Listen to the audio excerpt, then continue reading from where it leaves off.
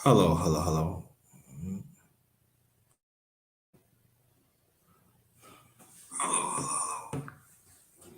Good morning, good morning. Welcome to my channel, Underrated Darkness. We got another one. This is part 34 of Morning Real Talk, open panel, ladies and gents. And channel is my channel is Underrated Darkness. Yours truly, the number one grinder, one of the best kept secrets on YouTube. Shout out to Tone Malone. Shout out to you. Um,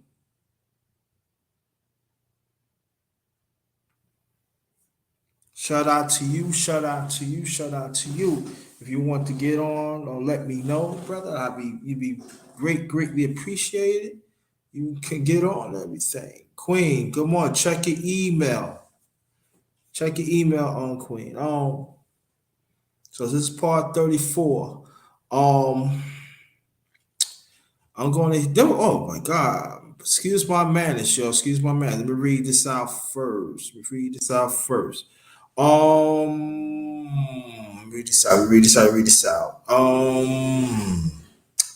Come and join real conversation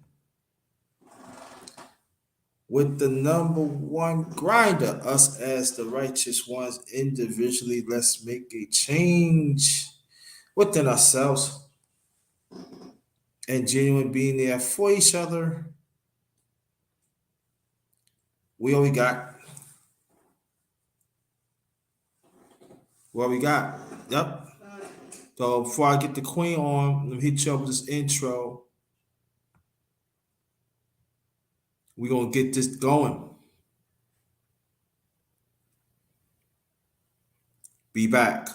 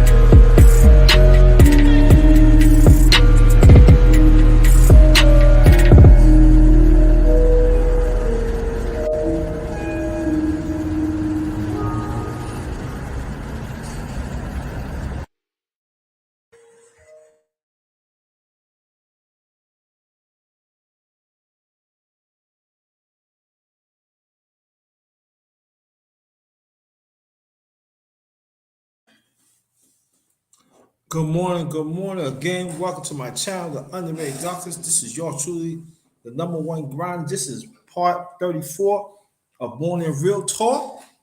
I'm going to get it in this morning. We're going to bring the queen in. Good morning to you. Peace to you and your family. Grand Rising, how are you? All right. Great round to you too. How was the weekend, you and your family? No, it was pretty good. Pretty good, pretty good, pretty good. All right. Yeah, as you know, we're gonna talk about like different things.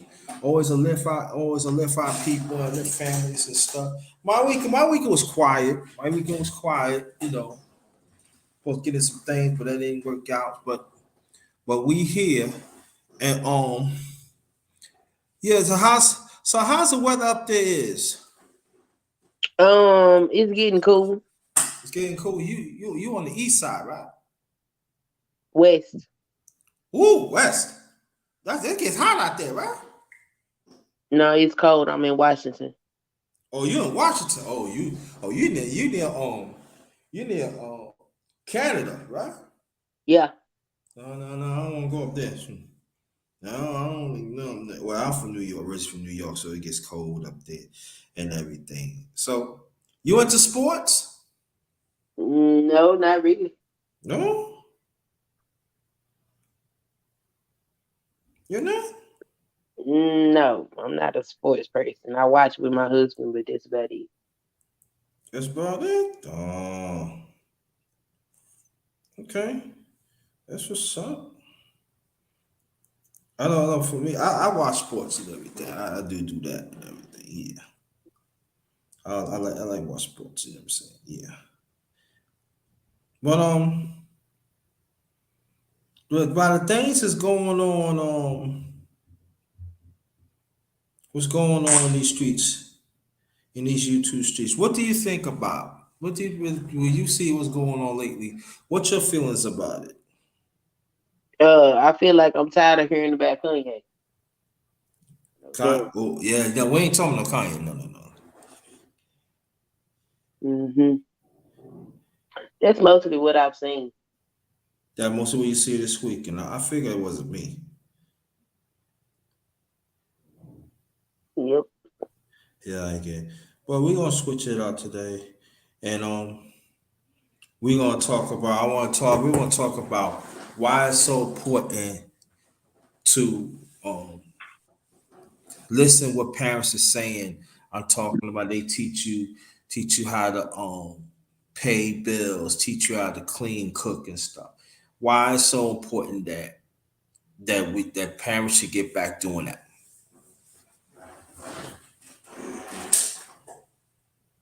Why parents need to parent their children? Yeah.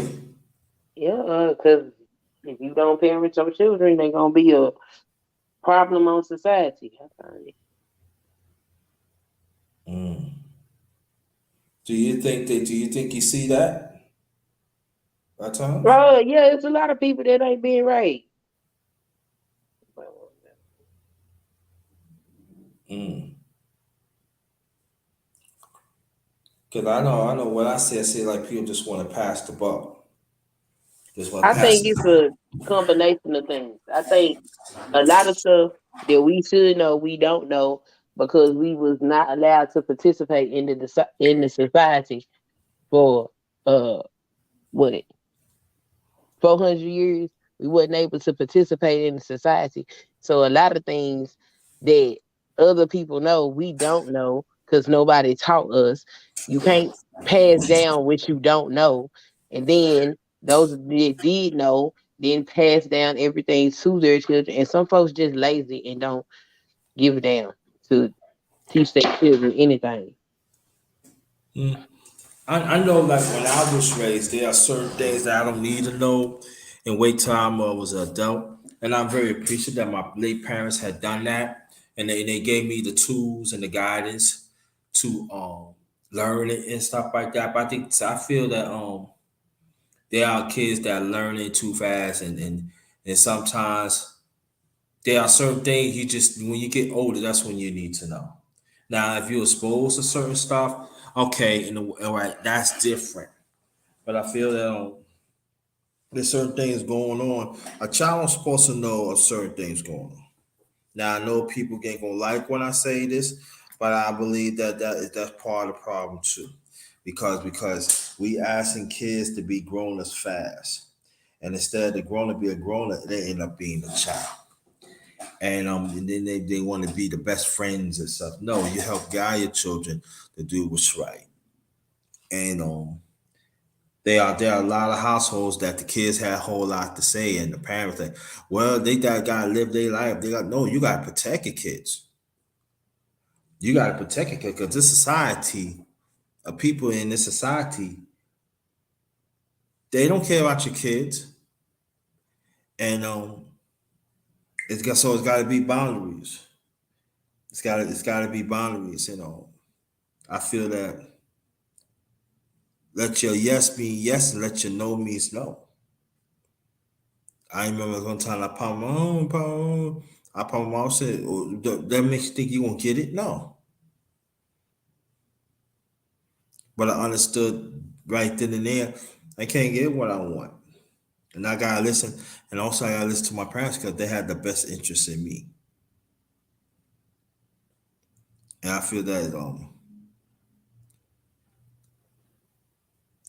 very important to remind ourselves that the parents did the best they could, but they kept us out of trouble. They gave us the tools, like I said, they gave us the tools to be successful as a grown up. And other things, you have to learn young. And I know that's again, it's not harsh. Some people, what? That's the way our life is. That's the way our life is. You know. So what you think? What you think? What you think? What I'm saying?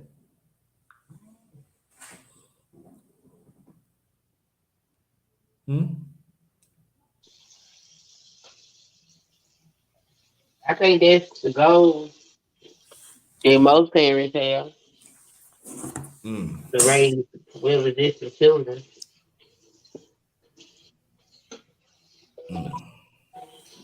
And I think if your uh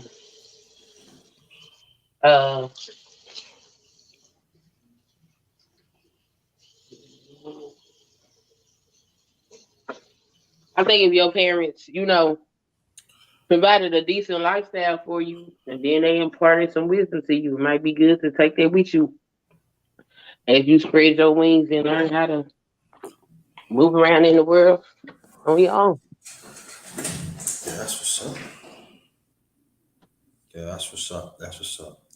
Yeah, I feel that's very important. And also like you got the schools and you got other places. We don't have strong institutions anymore that help to strengthen the kids, the understand of law and order. And so,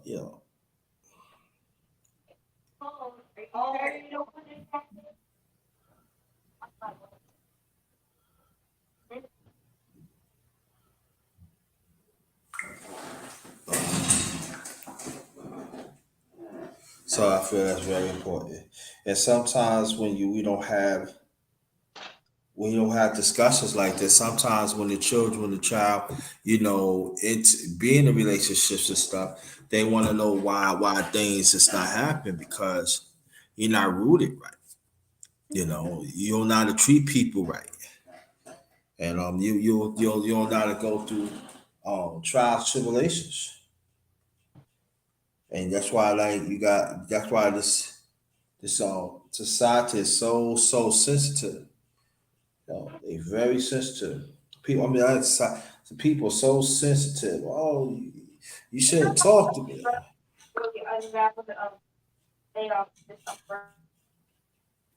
So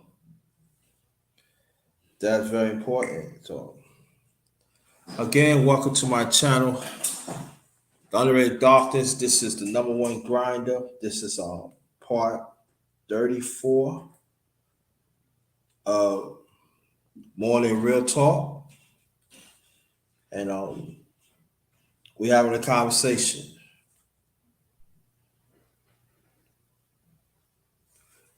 strive to be better.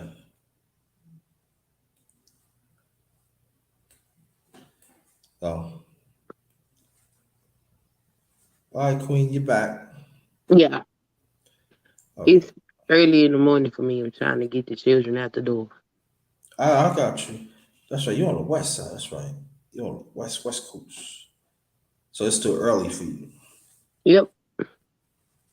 So you were you born in Washington?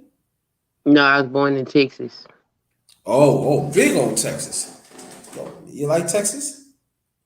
Of course, I was born and raised there. Not just Texas. I heard Texas big. Texas do a big always. That's true. Yeah, Texas is huge. I know you drive Texas. It take you a week to get out of Texas, right? It take you a good 14 hours to get out of Texas, depending on where you coming from. Really? 14 hours? Yep. Dang, dang. That means you got. That means you got to gas it up every time. You make sure you better have some money, huh? You got to. I think you fill up mm, every 8 hours. Dang, dang. I know you got long highways too. It Dang. just depends on where you going. The first time we left, we went to Arizona. Most of that drive, I think it was like a 17-hour drive. Most of that drive was spent getting out of Texas. Oh, yeah. I know family in Texas. They live on Beaumont. Yeah, I know her in Beaumont, right? Beaumont, Beaumont, yeah. yeah, That towards Mexico, right? yeah, it's in South Texas. Yeah. Have family. I don't know if it's still there now, but I know like back in the 80s, that's on my late father's side. Hmm. He had cousin living in Beaumont. Uh, Same pictures there, look nice. Yeah. So also let me ask you a question. What do you think that do you follow politics? Somewhat. What you are familiar of?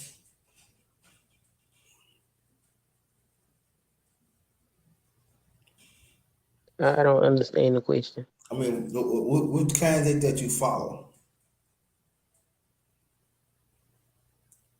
What candidates? Yeah, candidates. Yeah, where you at? Well, I don't follow any candidates right now because I just moved to Washington, so I don't really know what's going on. You just moved there. Oh, okay. Cool. You've been in Washington less than a year. Yes, I've been in Washington not even 3 months. Okay. You can't ask that. Then. Okay. What makes you move to Texas to Washington? My husband's job. Oh, that's what's up. Yeah, that been happening a lot lately because I have a friend that how funny that what he do, he an engineer, and in the company that he worked for, they built a new branch in Texas. So he moved there. He been there about maybe like 24 years. Hmm. Been 24. He likes it. He said it gets hot, but he loves it. It's like 24 years. They said, you gonna get really bright? Go ahead and go. I said, yup. He loves Texas. I heard the food is very good. Yep. You can get some good food in Texas, especially some barbecue. Yeah. I heard about your barbecue. Your barbecue is definitely official. Oh, your barbecue is official. I heard your burger's official too. That's true. Um, I guess. I mean, a burger's a burger. No, no burger, not no burger. There's some people don't know how to, yeah. But I heard your steak is official too. Somebody told me your Texas steak is official. Yeah, we eat a lot of beef in Texas.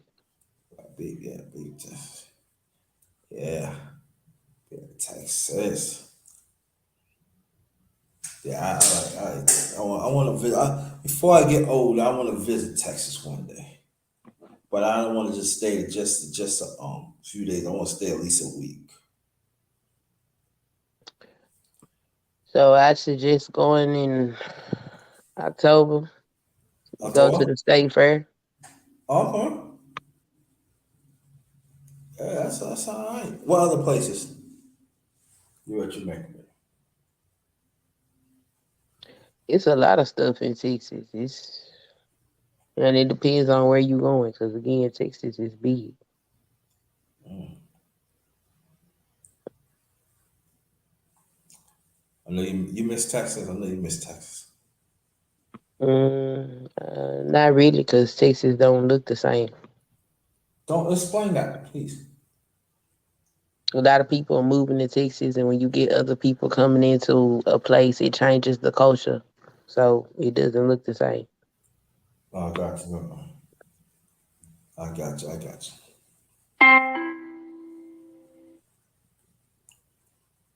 I know it's like that in New York. Like it's like a culture shock. Like where this at? What's this coming from? So I don't understand what you're talking about. Very good understand. Yeah. So I was I was watching TV, right? Hmm. And I was like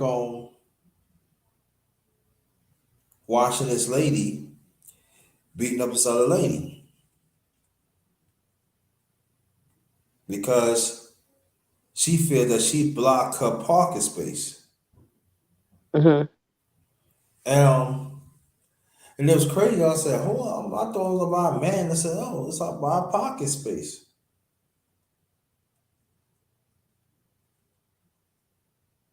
And, and she slapped her. Hmm. Because you got in my face and stuff like that. You got in my face.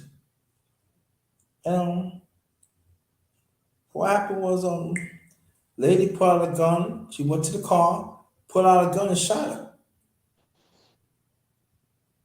Oh wow, that's crazy. Yeah. 10, 12 hours. Good morning. If you want to check your email. Yeah, shot it right, bye bye. It was on video. I was like, oh, snap. Well, she going to jail. Yeah.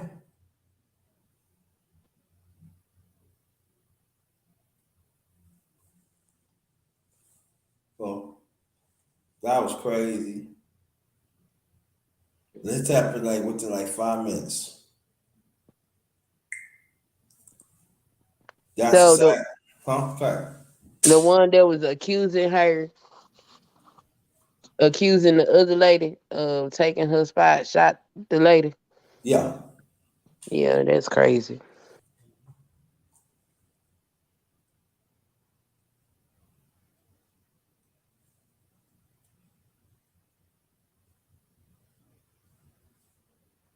Yeah. I So shook again, my. Huh? people need mental help. They need therapy. Mm-hmm. Good morning, 10 fellas. Yeah.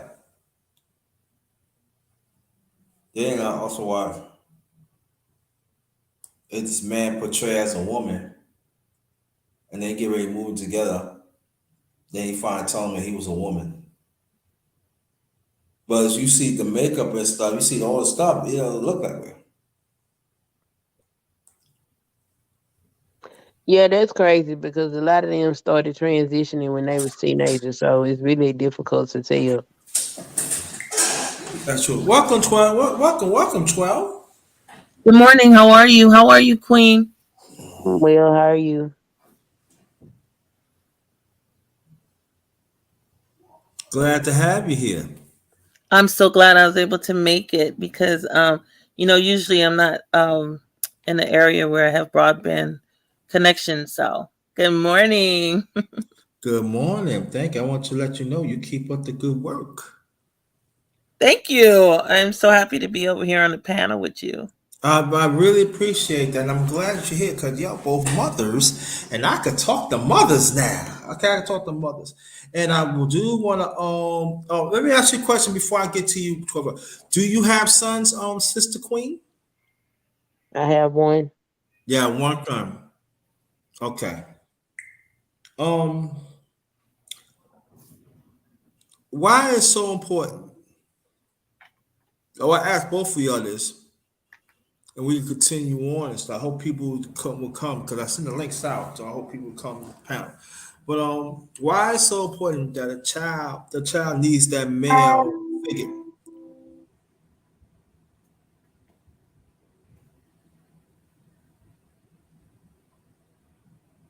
Well, do you want to hear the question again? Yes. Um, why is so important that a son needs a male figure in their life? Brother Sheed, check your email. Coco Tina, I think I sent it to you, but check it out again. If not, if you want to, let me know. Why it's so important? Good morning, She. Good morning, Coco Tina. Yeah, well, I Look, would say it's important because of the fact that they identify with males, right? So it's important to allow them to be in peer groups and around people that they will eventually become, because as a small little boy, he may not be a man yet, but it's good for him to see other men.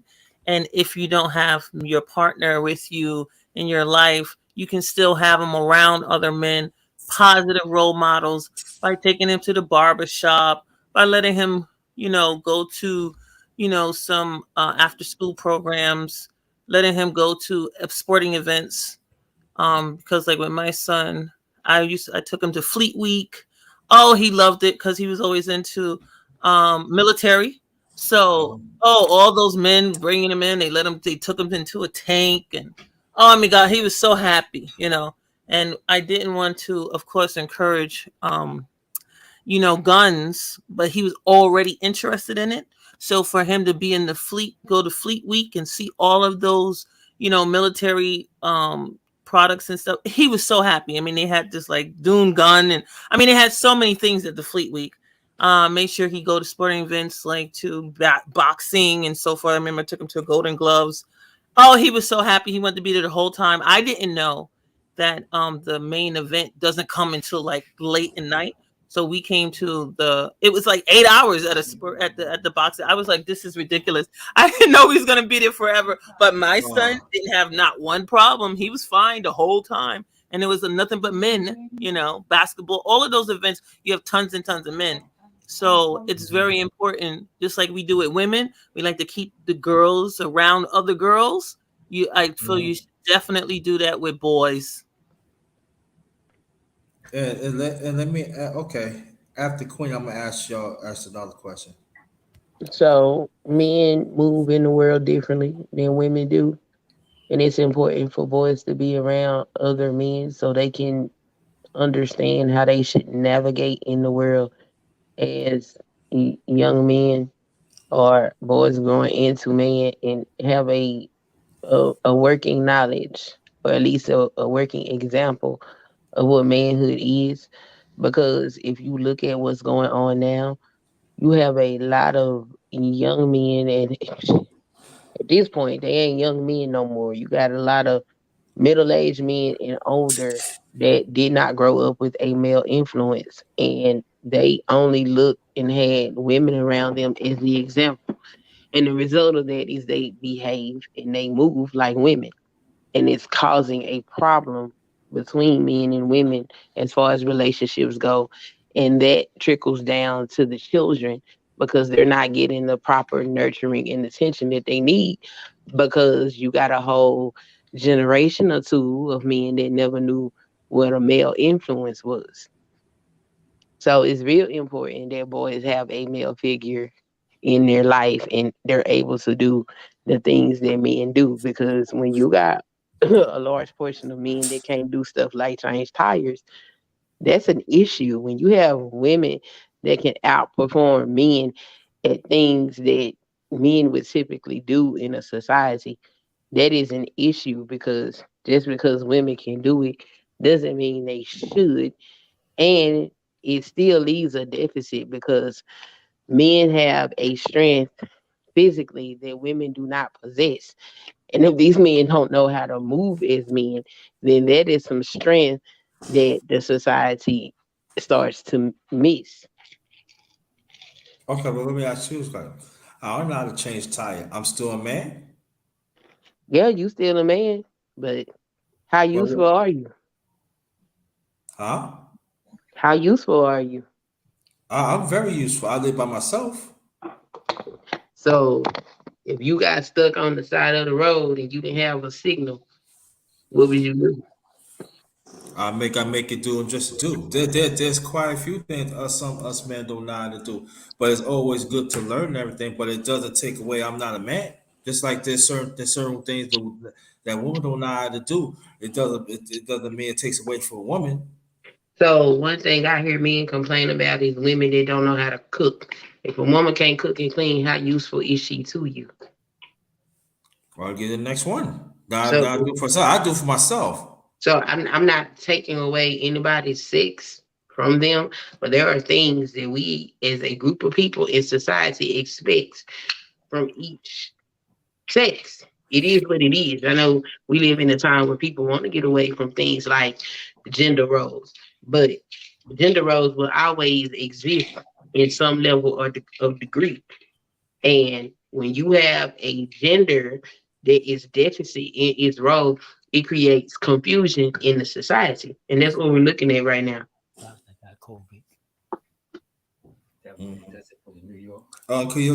Somebody could pour mute your mic?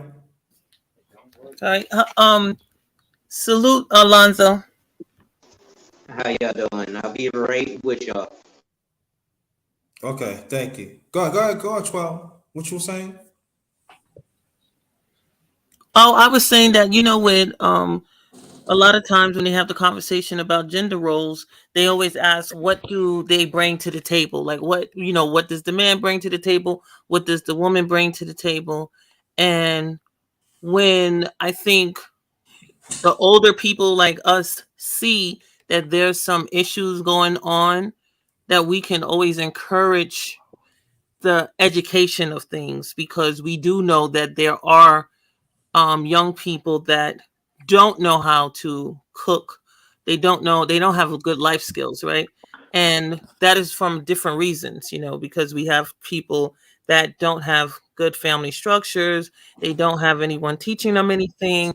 They might not even be in a household at all. They in foster care. So we know that there are reasons to why people don't have certain skills, and Right. that's why they can't bring certain things to the table. But we can encourage, and being that we are already adults and we have influence politically, we can make sure that there are programs that are at least being presented to our elected officials that we can bring, because the Boys and Girls Club, PAL, that's the Police Athletic League, there's so many after school programs that have lost funding, and that Yeah. they're not in the community because no one's advocating for it. So many people keep talking about, oh, our vote doesn't matter, right? So then the monies are not allocated, so that there are programs out here so they won't go to gangs, like was just mentioned in the comment section about gang activity, because there are no resources in the community for youth to develop. There are families that they don't have the parents to teach them, right? So we keep putting on responsibilities to people that may not be there. You have children that have parents that passed away. You have children that are not in the home with any kin at all. So who's teaching them? Because most times staff is not going to teach them. They already have a high caseload. So they're not going to be teaching, doing any of those developmental things. It's not going to happen because they have responsibilities. They have papers to write up. They're going to do the bare minimum. And when it comes to bare minimum, you're not getting these skills. Like, I'm gonna say this before I get hit the laws of horse, right? I live by myself. I clean, I cook. I don't drive. Okay, I don't drive, but I'm useful for other things. There's women in the past that told me, "Oh, you don't know how to drive. I don't want to deal with you, but I know how to do other things." And I know there are sometimes us as men we get caught up in that. Oh, you need to learn certain things. So sometimes it depends what situation that you in. It's never learned, but never learned, and it goes for women too. But it doesn't take away that you are a responsible individual. And I think that sometimes us as a people, we want to put emphasis on certain people. They don't know how to do other things, but they not do other things better. They not do other things too. So sometimes it can offset certain things too. If you willing to accept that person, you know, I'm not saying that they can improve. Yes, it can improve, but I think that sometimes we be letting that good person go because they don't know how to do certain things. I mean, just because they a good person don't mean that their deficiencies are something you're willing to accept. And that's what people need to understand. Nobody has to accept you the way you are if they don't want you. Go find somebody that wants you. It's But okay to be an individual. That don't mean everybody has to accept you. but this is what I'm saying to this queen. I'm gonna get you, brother. But this is what I'm at right here.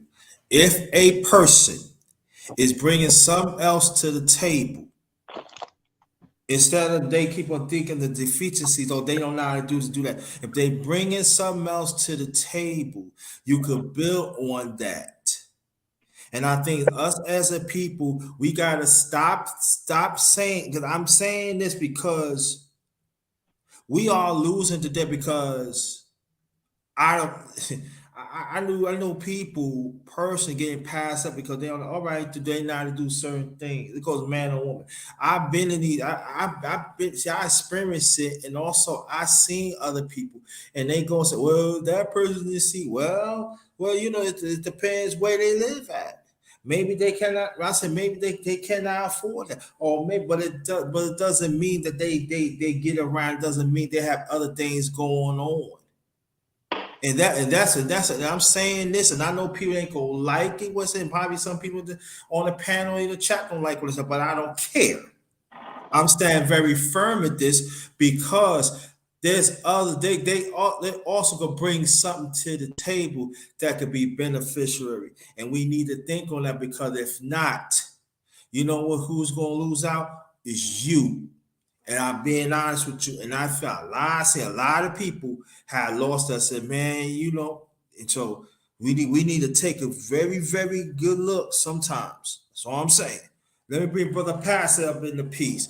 And before I get to you, Brother Pastor, Brother Lonzo Hall, you still there? Yes, sir. Go ahead. If you want to add on, then after that, we're gonna pass on Brother Pastor. Good morning, you Brother Pastor. Peace to you and your families. What's happening? So, peace. All right.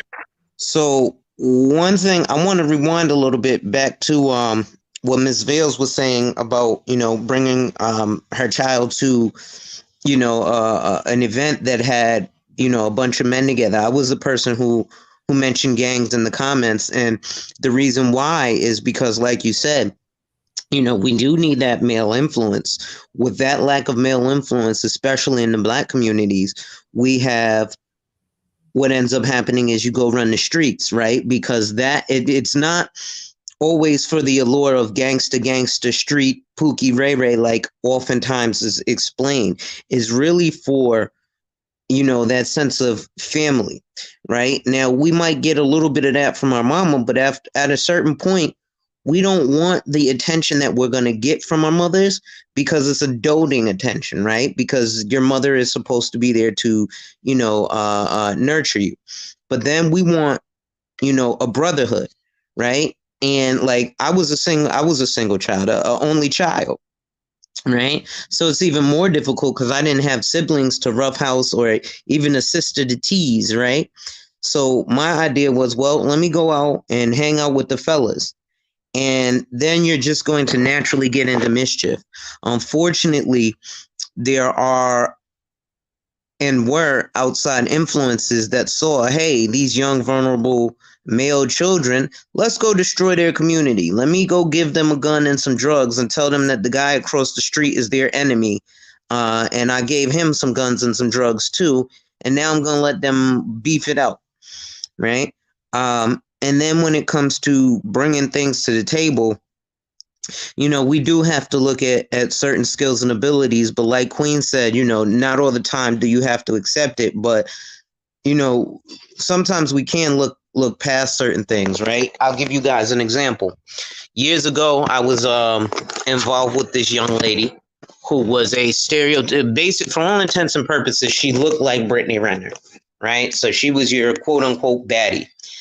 However, when it came time to it and I went to visit her, she decided, hey, I was like, hey, listen, I'm going to be working up an appetite while we over there. So, what you got to eat? She was like, well, I could hook up some ramen noodles.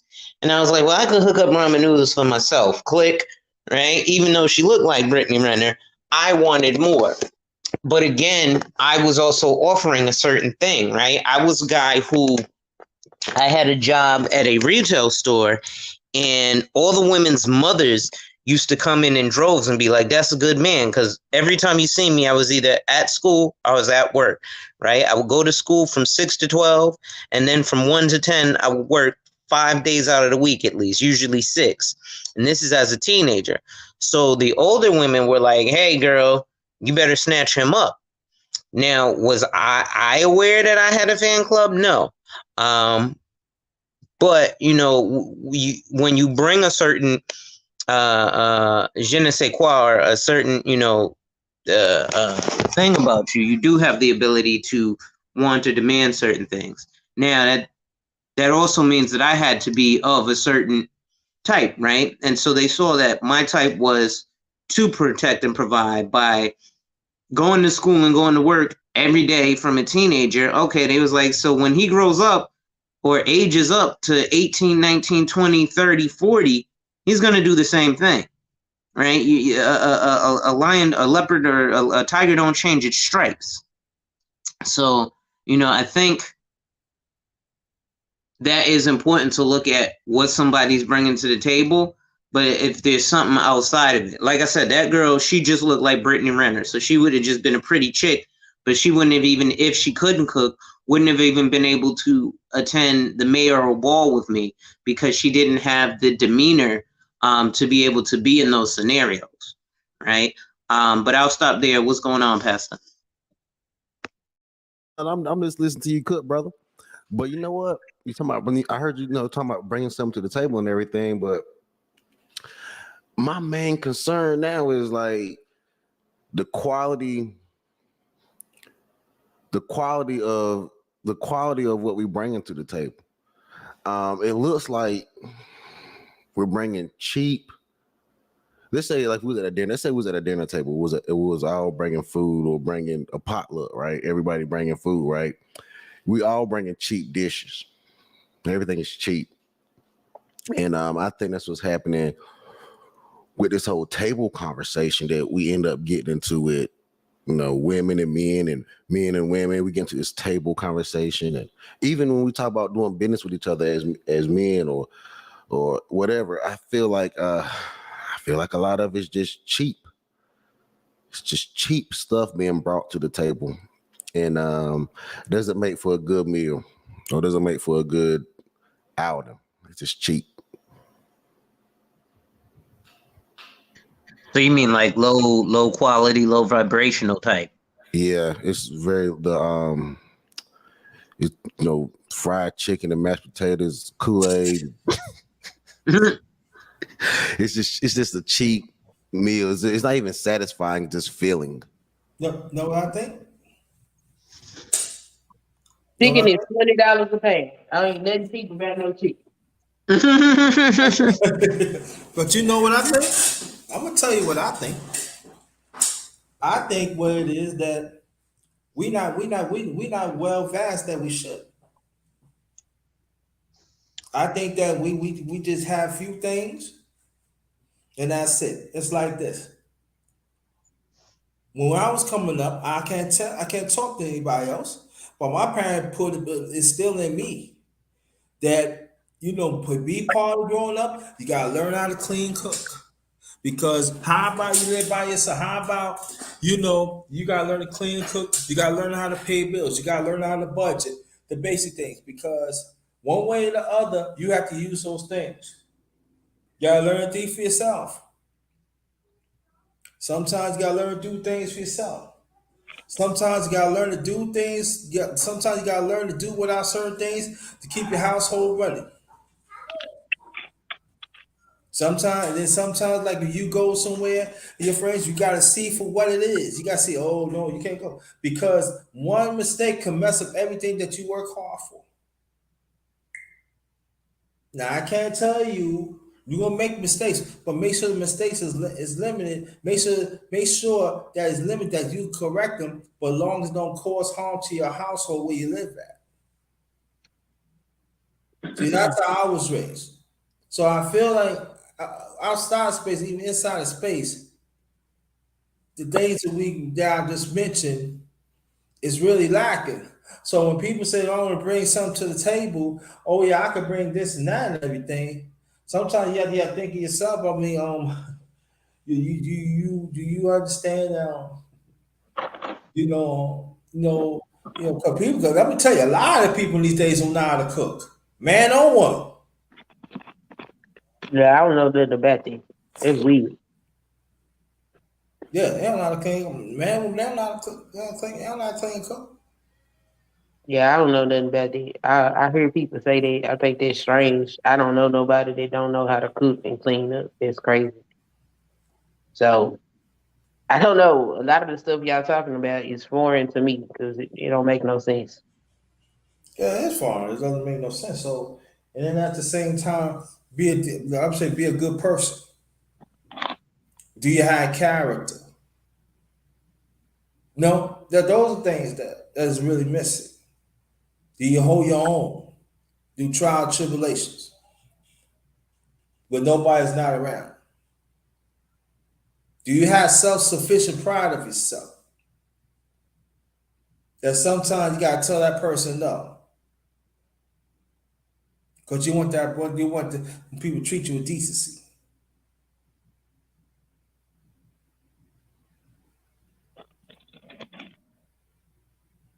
Well, I think that you can buy decency. That's the thing. That's just why I think things have gotten so cheap. How you gonna buy decency? Explain it. Easy, just throw a dollar. You can put a dollar sign on decency. Matter of fact, you can be indecent with a little bit of money. You can be indecent, and people will consider you decent. It doesn't. I don't. We're. It's a lot of people are cheaply paying their way rather than being a better character or person. I believe that's just why I think it's all cheap. I think you can pay your way rather than be decent. Being decent is hard. I don't know if you can actually put a true cost on a true decent person or a good person, or I wouldn't say good, decent, because no one is really great or good, but decent. Yeah, I mean, that shit, that costs. That's hard work to be a decent person. That means you got to make decent decisions, do decent things. People would rather pay for that accessibility rather than actually be it. You can't pay for the integrity. But you can pay your way through a lie. So you're right. You can't. Well, you can't technically buy integrity. No, you can't. That's very true. No, I think you hit it on the nail, Pastor. You can pay your way through a lie. And so in terms of decency, what will happen is, let's look at the climate of today. Let's look at decency, right? And I'm gonna use our community again. Let's look at, some of our entertainers, hip hop specifically, right? They'll have the content of their art is, I'm a FYOB, I'm gonna kill this N, right? and all it is murder music. Then when they get murdered, a vast majority of people will be like, oh, well, he was so positive. He was doing positive things, right? Now, let's look at that buying of the decency, right? Let's even take it back to like Nicky Barnes and them. These guys would buy, oh, it's holiday season. I'm buying turkeys for the hood. Well, that's really not helpful, right? Why? Because most of the hood, if we on public assistance, we can go get our welfare check to buy turkey, right? We can get some kind of subsidy to buy book bags. Why don't you, instead of giving us the symbolism of decency or positivity, do something actually, like come together and put together a school, come together and put together teaching these young men, instead of getting into your criminal enterprise, how to turn it into something legitimate, right? Instead of just buying a bunch of backpacks and turkeys that ends up being a tax write-off, but you look like a hero in the hood because, oh, I'm giving away free turkeys that people was going to get anyway, but now they just don't have to spend the time to go to the store is pretty much it.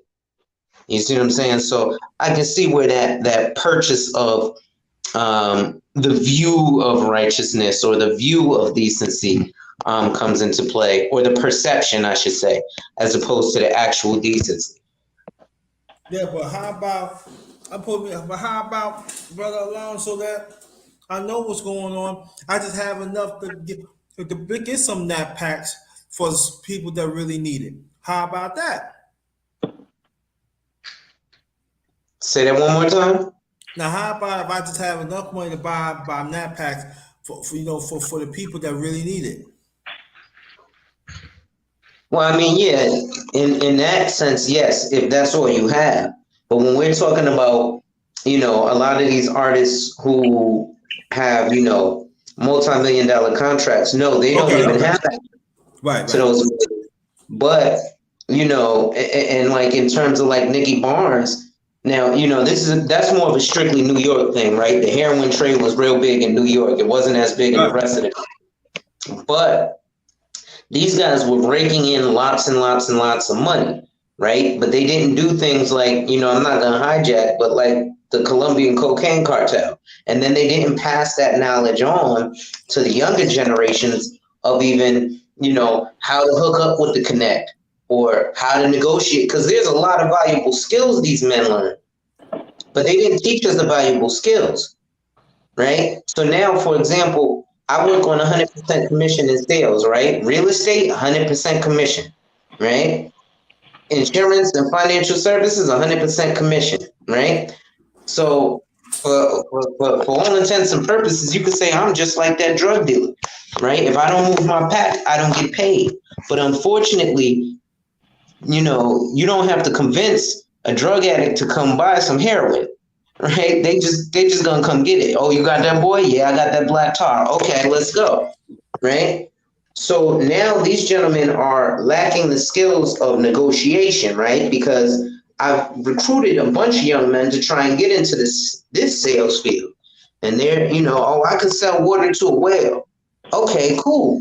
Then it comes time to sell me this pen, like you see on Wolf of Wall Street, and they can't do it because they haven't been given those skills by the older men that they've looked up to, right? But when I looked up to my that's a whole issue. Even in the dating realm, nobody has negotiating skills. Everybody thinks that the perfect being is just going to fall into their lap. No, just like Underrated was saying, they may not have this or that, but they have other things. Well, you don't know that if you don't know how to negotiate. But P. Diddy, he started a charter school in Harlem called Dream. Unlike Dr. Umar Johnson, Dr. Umar Johnson presented that school is an education is important, but he used his charisma to get people to give him money, and then he doesn't even put the money to where he said it's gonna go. So we have people that have these things that they know is going to get the people's attention. They talk all glittery, and then they don't produce. So you have that as a problem in our community. We have a lot of people that can speak well, present well, look right, and then they screw you over. So that's going to be a problem in itself. P. Diddy is into he's into a lot of different products, alcohol, clothing, but he also put a charter school in Harlem. So, that's important, that there are people that are doing things. Arnold Schwarzenegger put a community center in Brooklyn. You understand? Like, there are people who are putting things in the community, but it's not necessarily being advertised because they don't want that to continue to happen. They're not trying to let you know about where to put your money in, right? So you can't physically do something. You can put your money toward an organization that is, like, you see Cardi B, she just put some money into the school she used to go to in the Bronx. Again, you kind of prove our point of buying decency. I agree with you, but you can buy. Look at all the other things P. Diddy did. I'm just gonna get to school. I'm not going down to school at all. But this is where you start buying decency. So that's where I don't really try to have that good or bad argument no more, because at this point people are buying decency, and I think that's what's happening with the dating market, Queen. Rather than actually be decent, people are just buying decency. Oh, I showed up looking good. Oh, I took you here. I took you to a decent restaurant.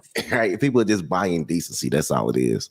So let me ask this question: how about a person don't have money? Could they still make a difference in the community? Absolutely. I'll tell you a person here in New Haven, Connecticut. Mm-hmm. He has a Facebook page. It's called A Self-Born Freed Man. And it's a brother in the New Hallville section of New Haven, Connecticut, who every Tuesday and Thursday, he finds a way to give free breakfast to the people, right? And he posts on Facebook Live, hey, I'm giving out free breakfast. He literally cooks about 100 meals, right?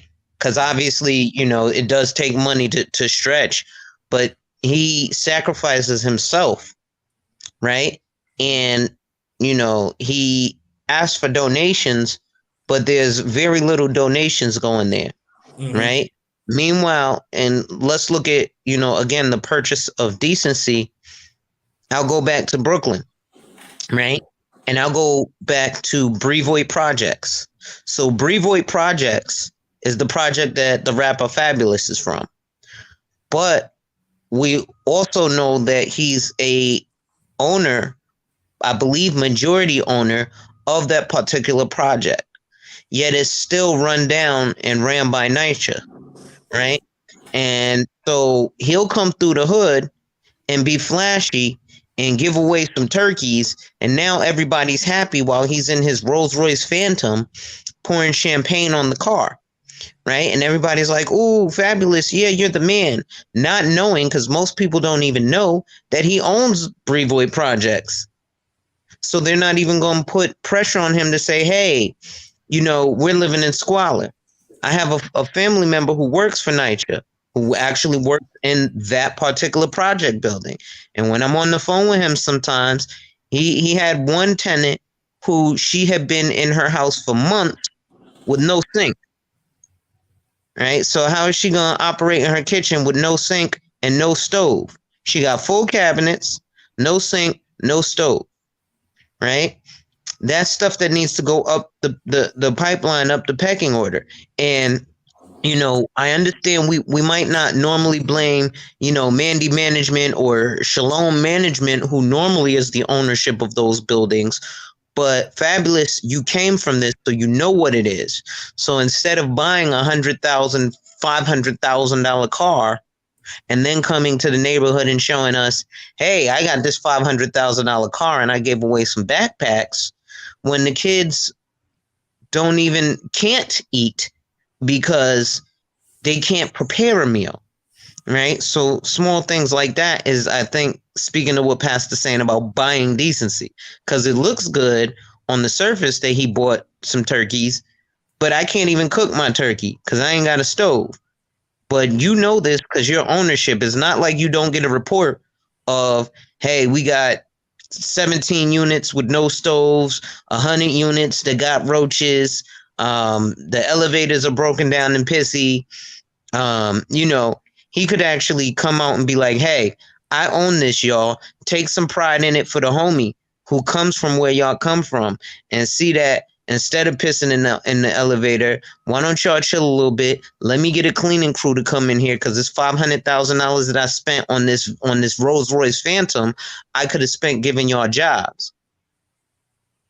Let me ask you a question, Brother Alonzo Hall. So that means New York City Housing Authority is selling these projects out? Yeah. Okay. You know what? Me being from the South, I never knew that there were houses with no kitchen. Because in the South, you can pretty much, you know how cheap it is to have the decency of a cooking environment. That's what a kitchen is, a cooking environment. And that's cheap down. So you can get that down south. Well, not now, but it's getting more expensive, but it's still fairly cheaper than up north. A cat from up north told me that there are houses up north with no kitchen. How can you have a house with no kitchen? Something is wrong with their government because you pull that mess down south, the police coming to get you. You can't have nobody living in nothing like that.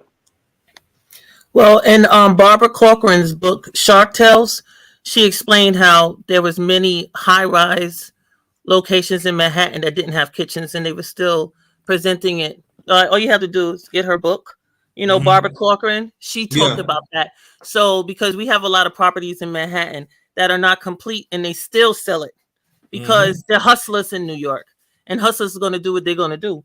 But I wanted to just say, with 500 men making a difference, those are a bunch of local black men that get together and they do neighborhood cleanups. They put together a class so people could get their security licenses, and they're local men, husbands, business owners, and so forth that are doing things. And I think it's really about who's actually doing things in the community and how do they go about it. And then we can really talk about how we can make things move, because a lot of times people are talking from non-experience, right? So they make up things that are not realistic because they're not doing anything. And so right away we have to discuss what organizations are you a part of? Are you a part of AARP because you care about seniors, or the Department of Aging, or whatever, right? Do you go to food pantries? Do you assist in volunteerism? Do you help people that are young volunteer? You know what I mean? It's very important to see how it actually works so you can know the obstacles people go through or don't go through. You know what I mean? Yeah, but I'm saying this. Do you have to? I'm saying this. I had glad you said, but do I have to be in a certain organization to serve our community?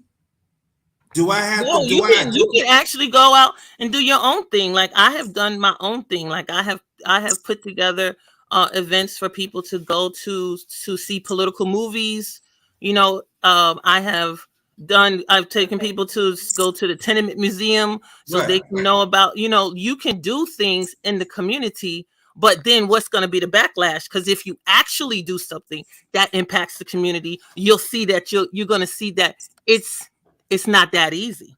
But first you got to talk to people that's actually doing something. Everybody. Right. 12, you muted yourself. You mute yourself, 12. Oh, you can give kids, thank you. You can give kids in the park, some little things or play with them. I would take my son to the park. My son's the only child. And they would want to play with us because I'm playing with my son. And I'm like, oh my God, because these people send their kids to the park unattended. So you have an adult there and they're going to try to come and play with the adult. I mean, there's all kind of ways you can reach people in the community, but you have to first be in the community. How are you in the community? That's what I'm asking. My thing is this, right? For years, People could look at my channel. I'm talking about this channel if you want. For years, where I live at, I walk around the community and make sure everything all right. I do talk to young people, and I do talk to like people that call bumps less fortunate.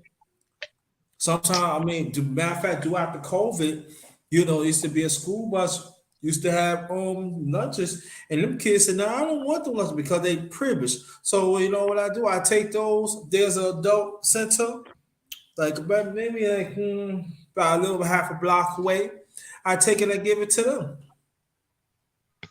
Because what's this and get thrown out and stuff like that. So I give it to them. If you would see how they treat them, how these adults who was on disability or older stuff, you shake your head. But I take this. That's when I had the smaller shopping cart, and I put it right in the ground so they can go get it because I cannot go on the grounds. But that's what I used to. That's what I do. But now I still take my walks around. Like if I go somewhere, I said, well, let me leave a little early. I walk around, talk to people. You all right and everything? Do you have notification? Because they can stop you. I actually like do other things. But my thing is, like 12L said, and I'm so glad you're definitely in New York if you're familiar with 500 Men Making a Difference. I know James personally, and we've done some work together in the past. So, one of the things that I've realized, however, is, like you said, how is it received, right? And unfortunately, it seems to not be received well in our community when you actually aren't just like Pastor said, buying decency, right? Because 500 Men Making a Difference is actually men putting feet to the ground and doing something, right? We actually got in the space of Eric Adams. Like we were behind a push a few years back when we did a kind of an event, and we had we got a lot of men there because we had a lot of ladies in Juve outfits, right? Or carnival outfits. So a bunch of guys showed up, right? But then when we don't have, ladies in carnival outfits, the amount of guys who show up to do their 1 hour a month dwindles, right? Because the idea of 500 Men Making a Difference was to be like, big brother, big sister, where you volunteer a little bit of time. But James realized, especially in New York, we don't really have, and some don't want to give, 5 hours every weekend. So he was like, all right, give 30 minutes a day for 2 weeks and then stop for the rest of the year, right? But unfortunately, it seems to not be received well from our own because, maybe it's not the glitz and glamour that we're looking for. So that's a strange thing, but I'm totally with you, sis, in terms of, those things because even though it's not received, the small amount of men who are doing something are going to make an impact on the lives of other young men, right? And then that brings it back to the dating and mating. And, I think it was Queen who was saying a lot of these dudes are raised by their mother. So they end up having female attributes or feminine characteristics, right? For example, we'll get into an argument and over talk. I'll be on these panels sometimes, and there are sisters who will say something, and I'm like, all right, sis, you arguing by yourself because I'm not even going to respond, right? Whereas now it's a little different among men because there is always the threat of violence. So we are arguing in that bravado, but even then, we haven't even learned how to compose ourselves to have a civil disagreement as men, knowing that we can civilly disagree and then just that fast it can turn to violence just because that's the nature of men, right? Is to at a certain point talking stops and fists start flying, right? And this is across all color lines, right? But there is you're supposed to be able to hold a certain amount of water before that levee breaks. And I think a lot of men are unable to hold that certain amount of water. And things like 500 Men Making a Difference kind of teaches at least young men that, in my opinion. I say this, and I'm gonna stick to that. If you're not part of the organization, and I'm not saying nothing wrong with it, you can still make a difference.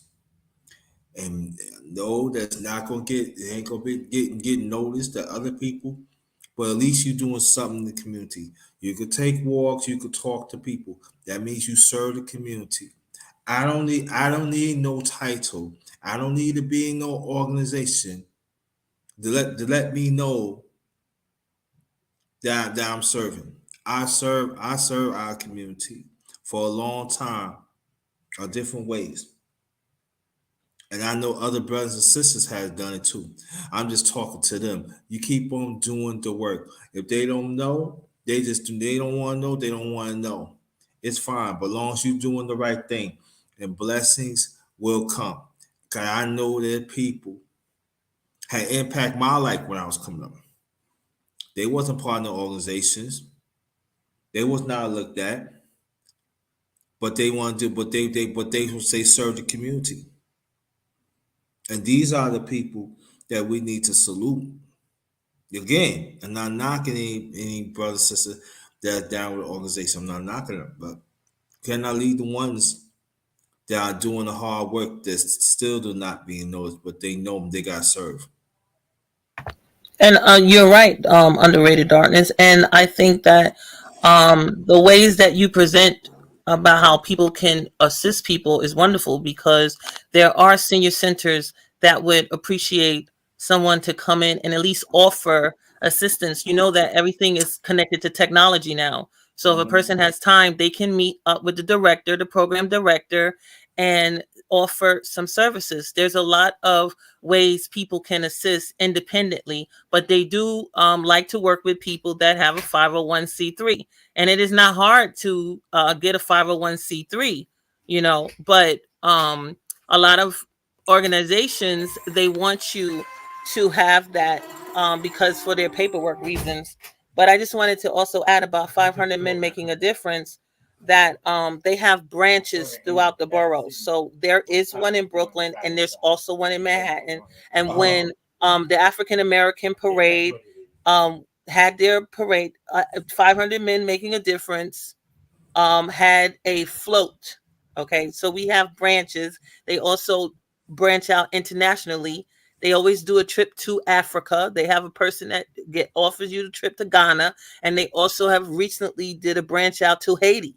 So it's I think the issue is black people receiving black people, because I find that black people receive white or non-blacks better than they receive themselves. Like they don't like seeing the image of themselves, because those black men sitting up there, homeowners, business owners, doing their own thing. They got several real estates all in they don't hate to even think that a local man has real estate, but there's many black real estate owners throughout the city.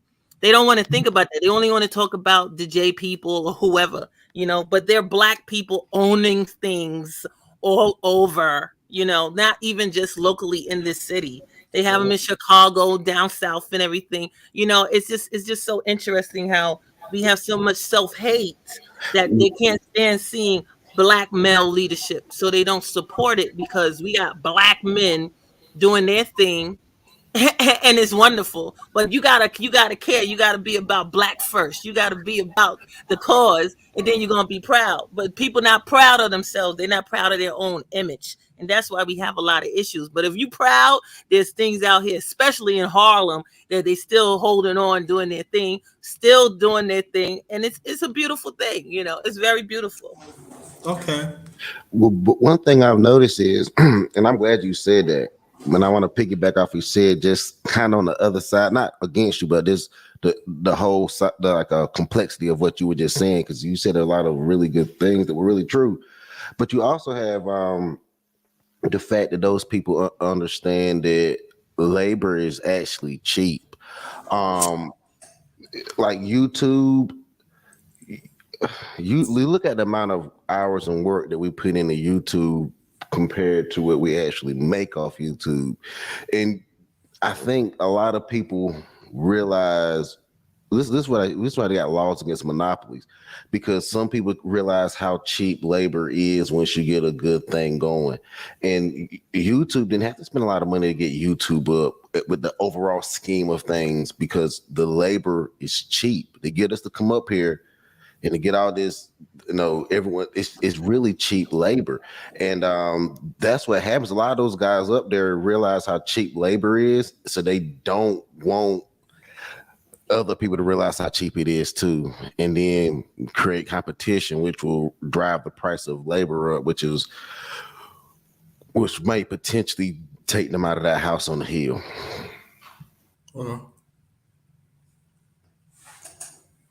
Anybody want to add on to that? Go right ahead. But I would say this though, there's a like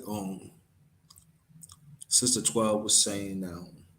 I think you made a valid point that you one of the few sisters that actually talk about black man leadership, and it falls on deaf ears. And even our own men don't want to acknowledge that in the space. So I tell you like this, I feel I'm talking about in this space. I found just a few men that are good.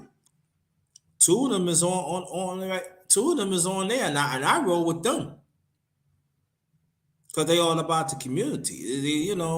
They not looking to shine. You got She Stay Sleep. You got Big Dude 4-Quarter Talk. You got Brother Sheed. You got others, just a few others that I can know, and also you got shout out to Brother Ricky Williams. So we got men that are stepping up. Brother Go Professor, that are stepping up and serve our community.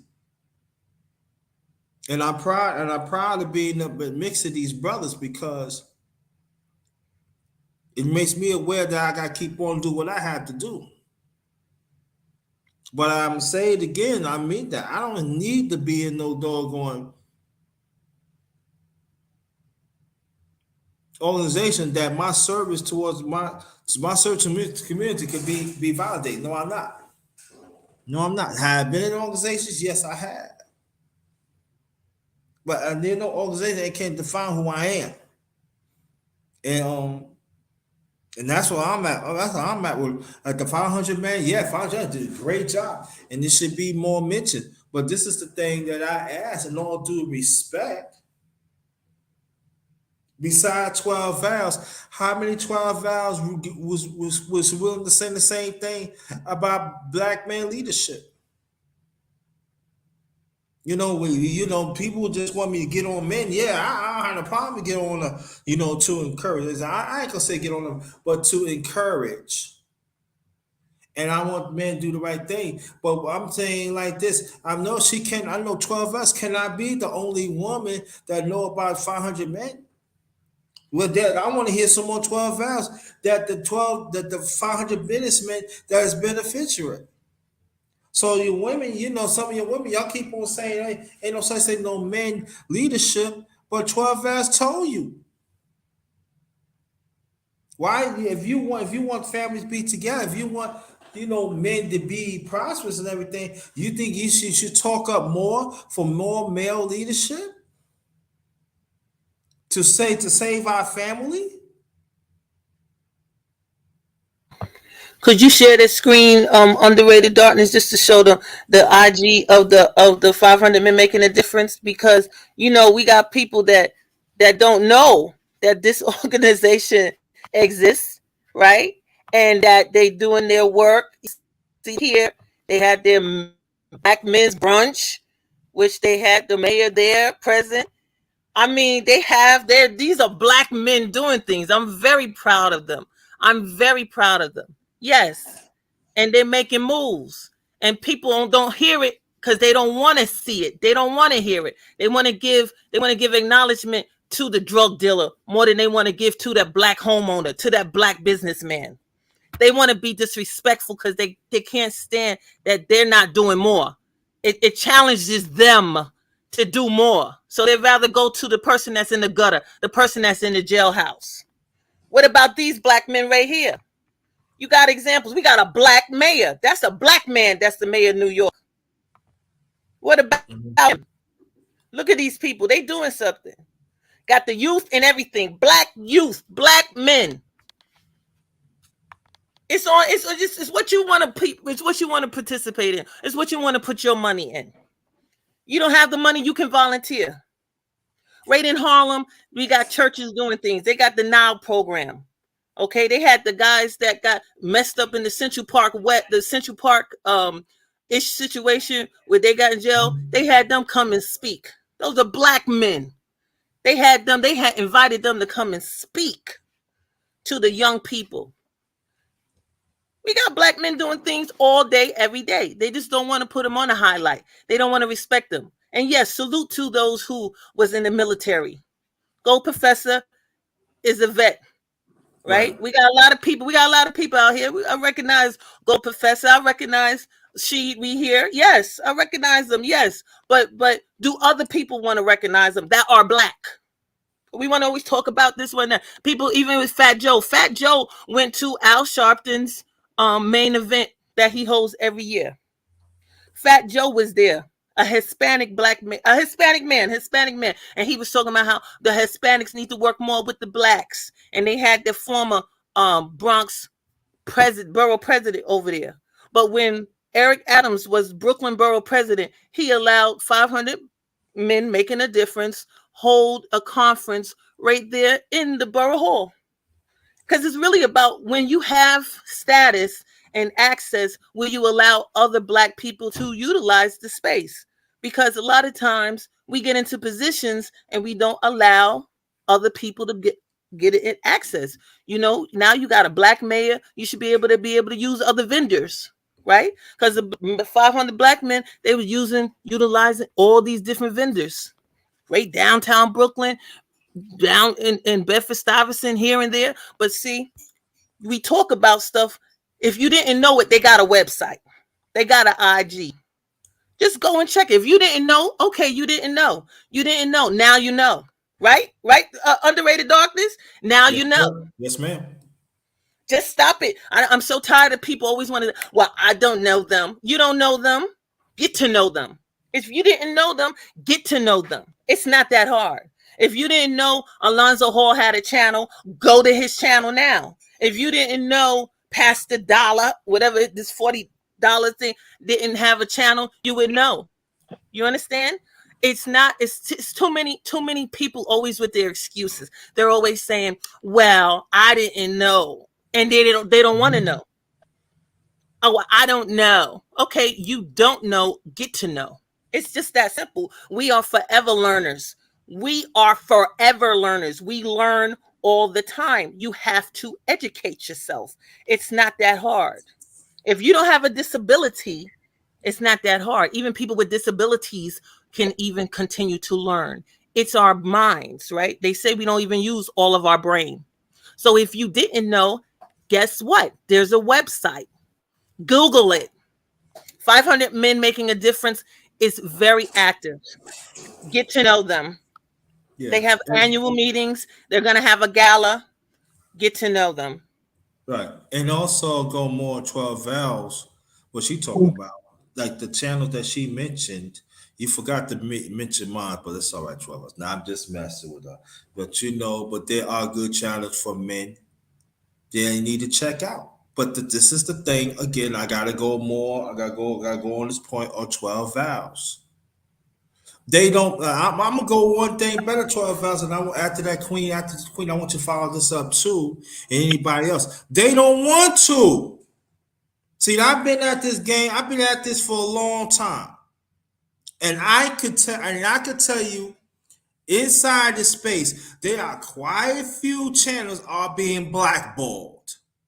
And people don't want. I did a live of Black Ball too. Y'all need to go check it out. And I know it's going to be people going to say, no, you making things up, underrated. No, they're being blackballed. And there are some people that know them, some of them in the space, and they keep their mouth shut. And nobody cannot tell me that it does not happen. Yes, it does. Yes, it does. Yes, it does. Yes, it does.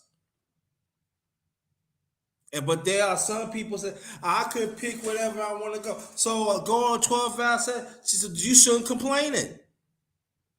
Stop complaining. Oh, there's none, this, none of that. But you don't want to branch out. There is a black woman has said, and I was going to read. I can't repeat how you said, but she is saying that you need to check out 500 Men. I know 500 Men for a long time; they do great work. But then also she brought out channels that you could check out as men, and also goes for women too. I'll put the women in there, but she specifically said men. But how many people that willing to listen to that message? What 12 vows say? Man or woman in this space?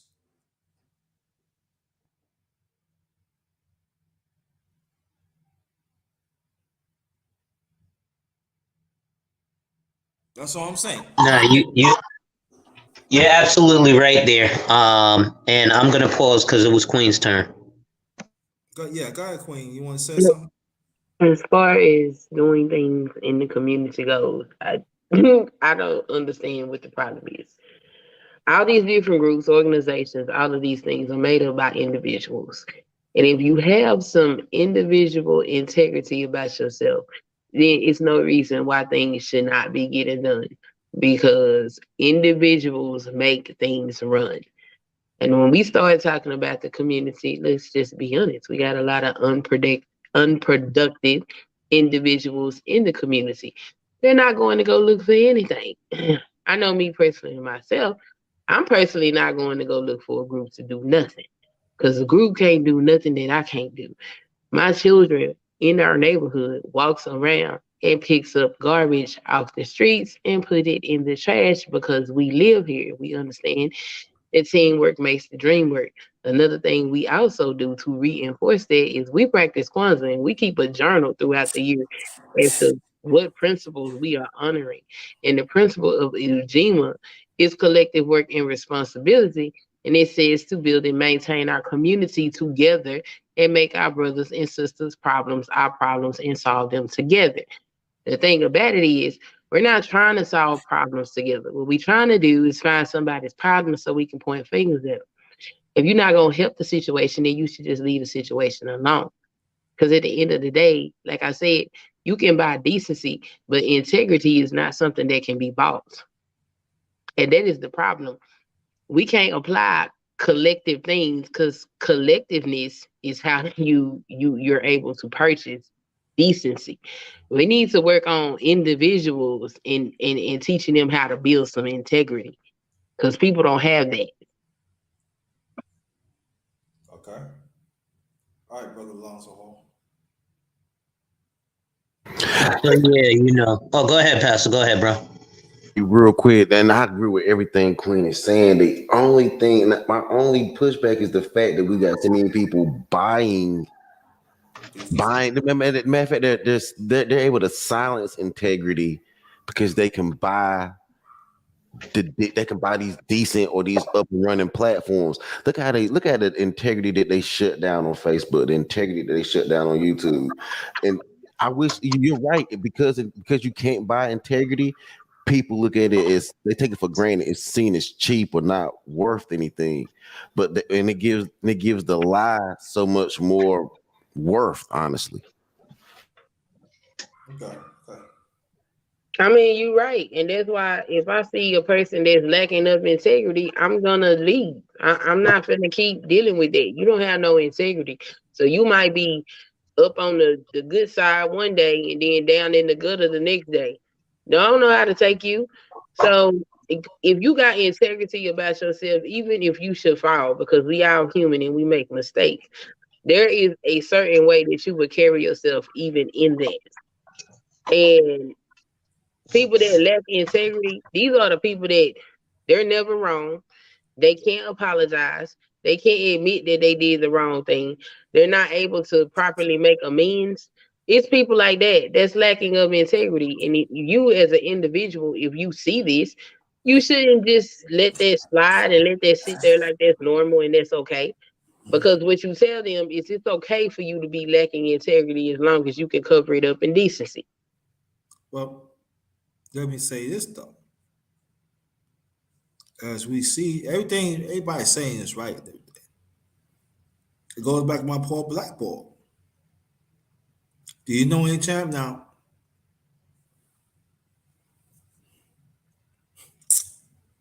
Because I'm gonna get real. I'm gonna get real on this. You know, what I'm saying? And it had nothing to do with y'all on the panel. Had nothing to do with y'all in the chat. But we're gonna talk outside. Y'all know what's going on. That the channels that people has mentioned.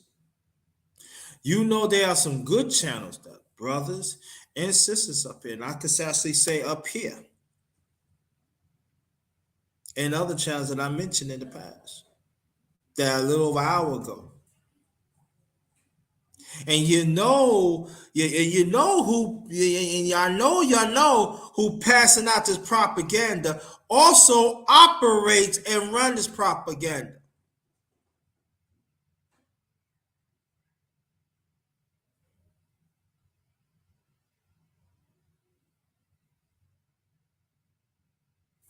It's about the money, right? Or it's about prestige. Or it could be both. What I'm saying is this, that I always say that the space is polluted. Yeah, I am saying majority of the people. But like I say before, and I'm gonna keep on saying it, these are channels up here on the panel. These are great channels.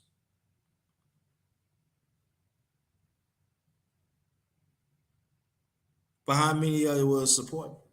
I'm sorry. I keep on saying that. Brother Big Dude say you need to put yourself in that category. Okay, me too. No, support. They look at that. Oh, you got 2,000. I had people counting to me and say, "Yo, why your count ain't really up?" Because I don't sell myself out. That's something that I noticed when I came around to this space, right? That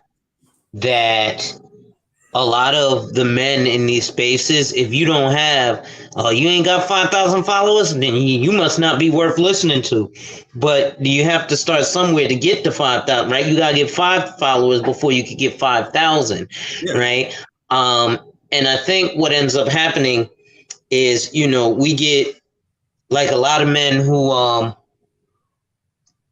end up in certain predicaments and get almost jaded because it's like, well, dang, a prime example, 500 men making a difference should be way more well known. I've actually even put it in the tagline in the description box of some of my chats, just like Zayak's Institute, right? Which is Q Butter in them.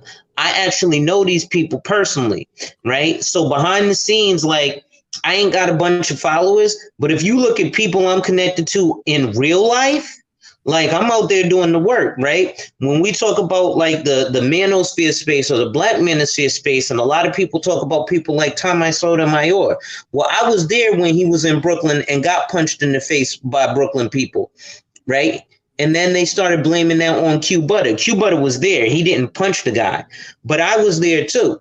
Nobody knows that because a lot of the things I do are off camera, right? If you look at James O'Shea Frazier, who's one of the founders of 500 Men Making a Difference, you wouldn't have known that I'm personally connected with him behind the scenes, right? Like, I know him. Like, I got his cell phone number type, know him, right?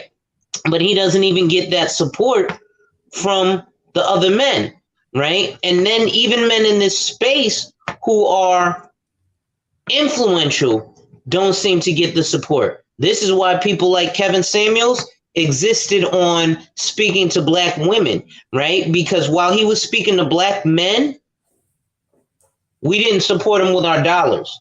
We didn't support him with our views. What did we do? We said he was suspect. There's a clip where he's asking a guy, "Hey, you know, bro, you got a Big Johnson?"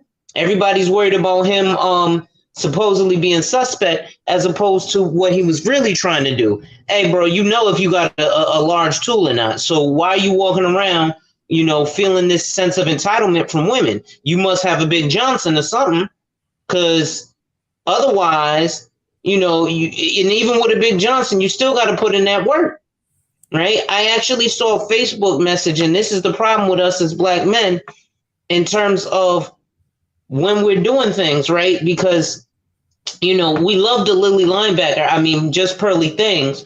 And we hate Love Dorsey, right? Oh, she's not my cup of tea. Listen, 11 times out of 10, if you have me pick between Love Dorsey and the Lily linebacker, I'm picking Love Dorsey, right? Not even just for the simple fact that she looks like me, but for the simple fact that she looks like me. You know, call it what you want. She cute right? too. Yeah, that she is. She's a baddie, right? And the Lily linebacker is, I didn't know this woman was only 25. I thought she was like 90. She like a train. But even like there's a male content creator who was trying to raise $50,000 so he could create a documentary speaking to specifically what black men's issues were. And he got lackluster amounts of donations. Meanwhile, I've seen one person donate almost $50,000 to Kevin Samuels while he was telling black women to die alone. He was talking about, you need $2.4 million to retire. Well, what do you think we need, gentlemen? There's actual statistics. I got a black woman who owns a nursing home in New York City. She says, I see more black men dying alone from the ages of 46 to 58 who be in my nursing facility and nobody comes to visit them. Wow. Right?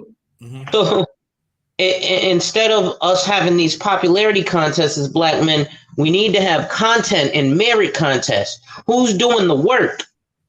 Right?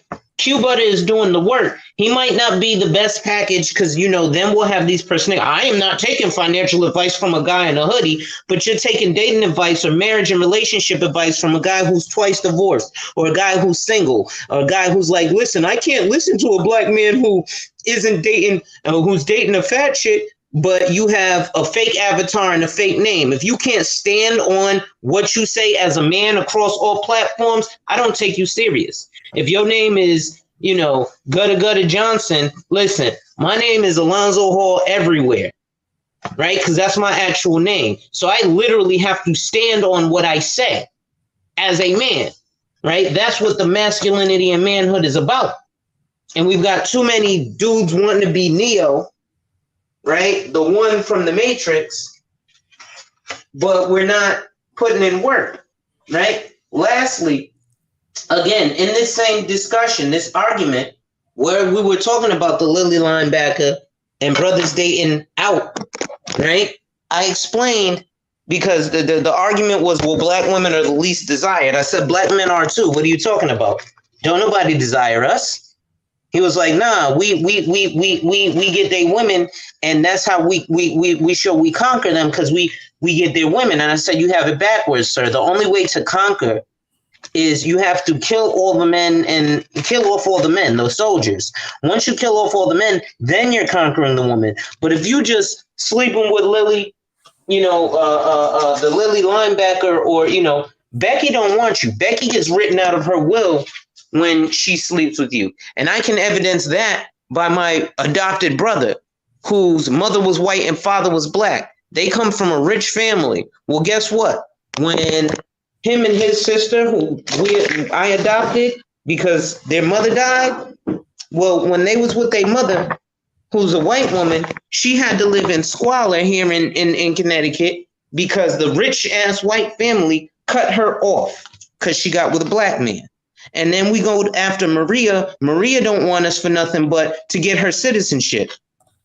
I ain't gonna say, but I know real life situations where that's happened too.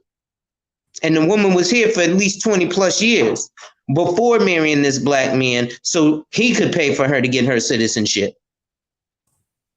Right? So as much as we have issues going on with the black woman, and don't get me wrong, there are some issues,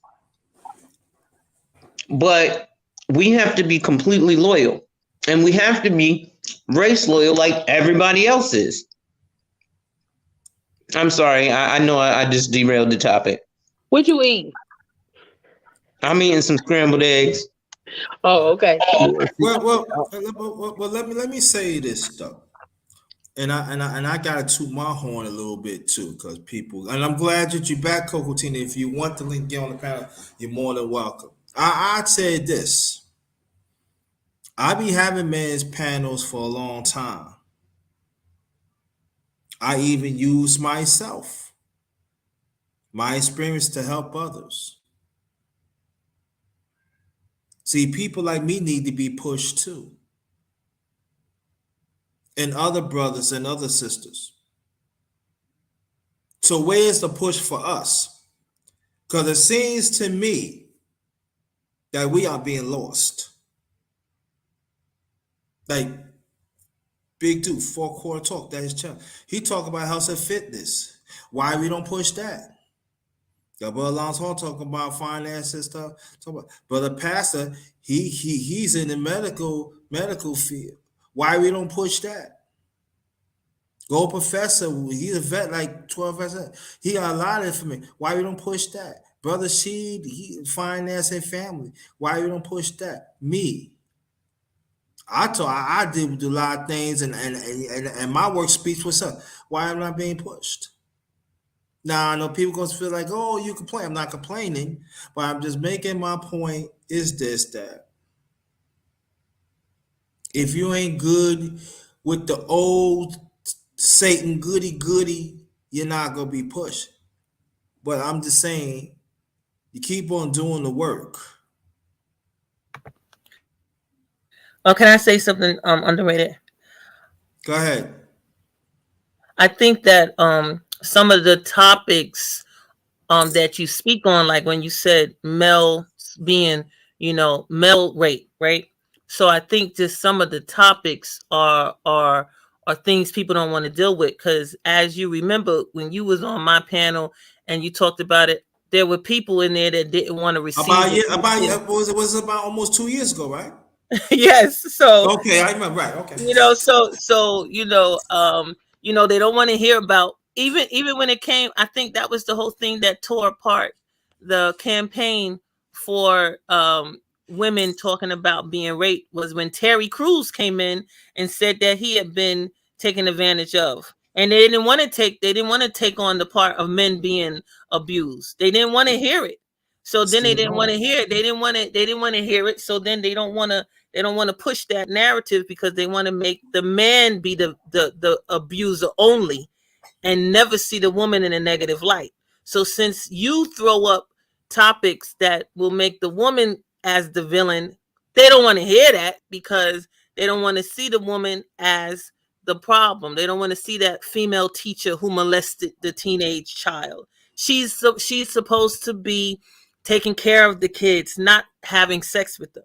But when it comes to the teacher that's female, that's having sex with that male student, he's 17, she's a whole grown woman. They don't really want to push the story, but you do. You want to throw that up in the face of the women, and the women don't want to hear it. The women don't want to be the predator. They don't want to be seen as the bad guy. We're not the villain. We're not the villain. No, we're the ones that are needing to be saved. So you always bring into the people's face that we need to protect both males and females, not just females. And that's the point I want. I'm glad you, because I want people to understand it, because even men refuse to understand this happening too. I gotta put that up. I gotta throw it up there, because I've been mentioning this for years. Y'all men need to step up and protect these boys too. And I understand this, because I understand this though too. Women molest little girls too. We were gonna talk about that too. I talk about that too. And you one of the only people that talk about it, though, JT. You throw it up in people's faces about that, which is not a problem since it's a reality, but it's a reality people don't want to be bothered with. Just like even when Hassan Campbell came out about the African Barbada thing, people still don't want to hear. They don't want to hear none of that. They don't want to hear none of that. They don't want to hear it. Even when they go into the description of how, you know, the boys was lured into the apartment and shown pornography and whatever. They don't want to hear that a man wanting a kid. They just don't want to hear that, even though it's a reality. It's a reality nobody wants to be bothered with. Nobody want to hear that. We rather, you know, it's too dark, you know. But you like to bring it to light, and I'm telling you, I give you credit for that. But you bring some hard topics that's not easy to digest. You do realize that, right, JT? No. It's hard to digest. But that's not. But let me say this though too. With 12 vows, that's not the only issue I bring. I bring up other issues. I bring issues that hits home in our community that people willing not to deal with, that refuse to deal with. And I can say most of the issues I bring up, then I've had experienced it, and I have seen how people has hurt. You hear what I'm saying? And I see there's resources. It's not being equally put out there. They deliberately is not put out money for these resources that needs to be helped, and women need to be helped though too. You know, there has to be awareness and stuff. So 12 hours, right? Yeah, I do bring out issues that people do not want to talk about, but I have to do that because I'm all about helping our people. You hear what I'm saying? I'm not a sucker. You know what I'm saying? I'm not a person that go lay down, boom, boom like that. I don't. Nah, I'm not like that. And I respect that too. I respect that. That's a man. You a real man. Yes. Yeah. I don't have no problem with that. No. You always stand 10 toes down, but you give topics that's kind of different. Remember you was telling us about how they was using skin as fashion. Yeah, exactly. And that's not easy to digest. That's not easy to digest. And check it out, 12 hours. Did I show proof? I don't know if she heard me like that, but yeah, I heard you. Yes, you show proof. You show proof. Yes, always showing proof, though. You always exactly. So I want some people that they don't. Yes, it does happen. It's happening right now. Yes. They are killing us and wearing our skin on their backs, on our clothes, on our shoes. But underage don't know what he's talking about. What's up, Sonny Boston? Talk to your Sonny, man. You better stop sneaking up on me, man. Sonny, Sonny be sneaking. He live about 45 minutes from me. Sonny be sneaking up on me, man. Sonny, you gotta stop sneaking up on me. All right, Sonny, there. See, he a Gemini. Okay, Sonny, stop. That's my brother. That's my day one brother right there. But see, this is what I'm saying, that when it comes to our people, there ain't no such thing being cute. We suffering out there. We are being slaughtered in all types of ways, and we don't want to talk about it. So I'm one of the few. I'm not saying I'm not the only one. I know I'm not the only one. But the brothers that I mentioned, the sisters that I mentioned, I want to take on. Like Brother Pastor, he liked when he got them. He liked when I do with the Margaret Singer. He said, "Oh, that's because he knew of me." I take on stuff. I take on issues that still plaguing our community right now. There people come to me like, yeah, yo, Joe, you know what I'm saying? I don't know. That's all right. But the information is out there and it's public. That's the way it is. Bronx Bird, all right, I'm going to hold on. Let me see. I got you see. All right, hold on. I'm just trying to make this. I just wanted to make it clear that from my understanding of it is that you bring up topics that are hard to digest. People don't really want to hear it. And so therefore people have an attitude with it. But I mean, I've met Information Man from you. Your panel had Information Man. Information Man is another good channel, all the way Excellent channel. from Yes. LA. He's And right Go there on your Professor panel. too. Yes. Yeah, he came Yes. up on yes. Yes. And I learned about K Butter from Sheila E., The Quiet Storm, because she did a feature of K Butter. I did not know about K Butter before she had presented him. So our platforms are important to showcase, people that are doing things, because some people don't know. I had not known, and he's rating Queens. I had never heard about his school. So it's important for us to highlight some people that we know, because sometimes they're not being advertised and people don't know about it.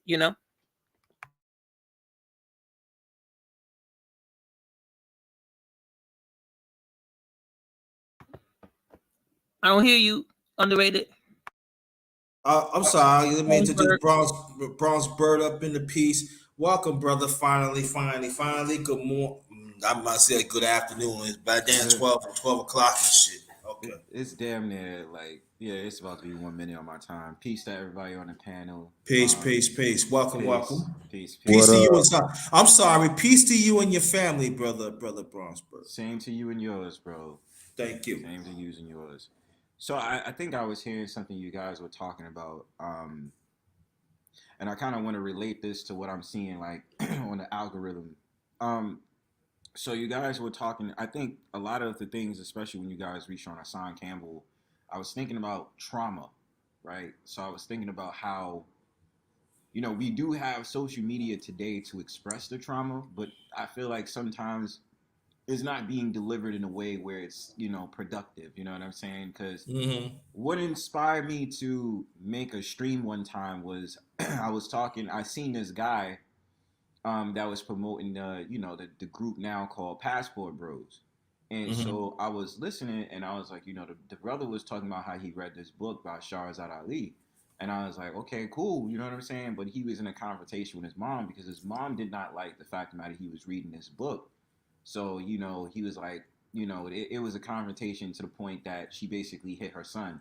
And so the son responds in gesture like, this is the reason I don't like black women of today, because they always this, they always that. You know what, brothers? Get your passport, get out of here. Nobody's gonna stop the movement. And then the brother proceeded to bring a firearm on camera. And the reason why I brought this up and why I decided to do a stream on it is because when we're talking about mental health issues, too many times I'm feeling like, people, it's fine to have an outlet, but we need to have an outlet in a healthy way where, men can, especially, I don't really go for co-ed when it comes to, mental health, or let's say a support group, because sometimes men need to talk on issues that men need to talk on, and women need to talk on issues that they need to talk on. So I Agreed.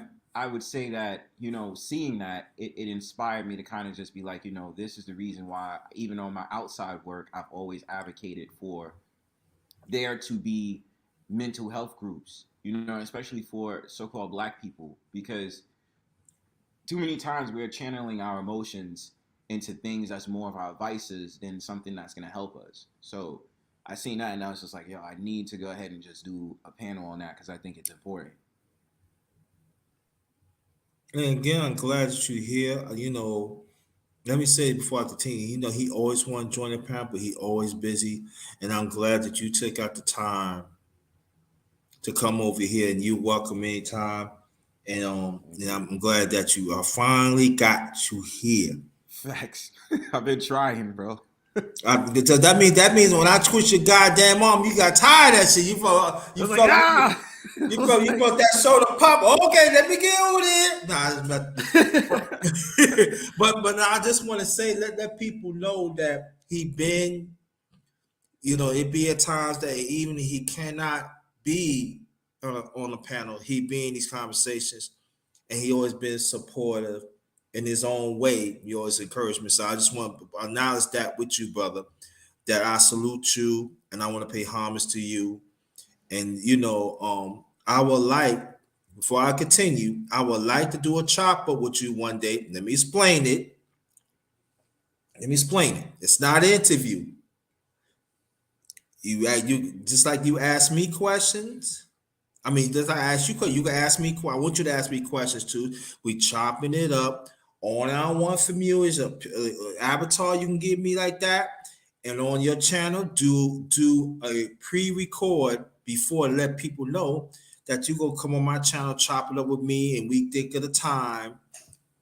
You know, that's it. But that's up to you. Leave that up to you. Oh no, that's for sure. I want that to happen.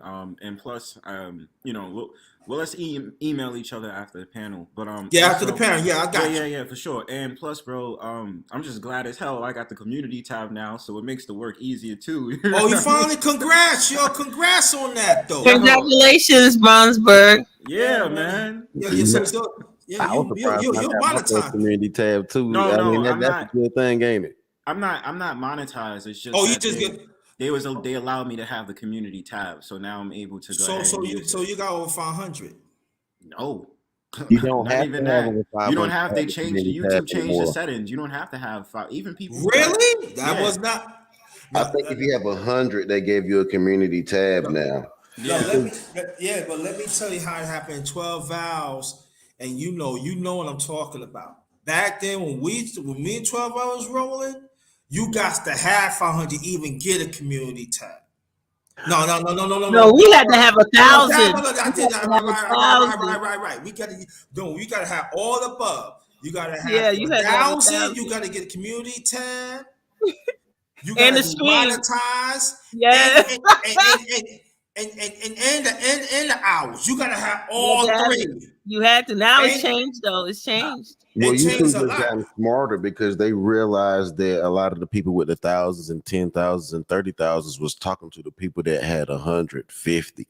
They were realizing that they were realizing that a lot of those profound ideas, that those thousands and 2,000s and 30,000s, a lot of the profound ideas was coming from the 100 and 200 subscription people. So YouTube freed it up because they realized that was what was happening. So like we were talking about.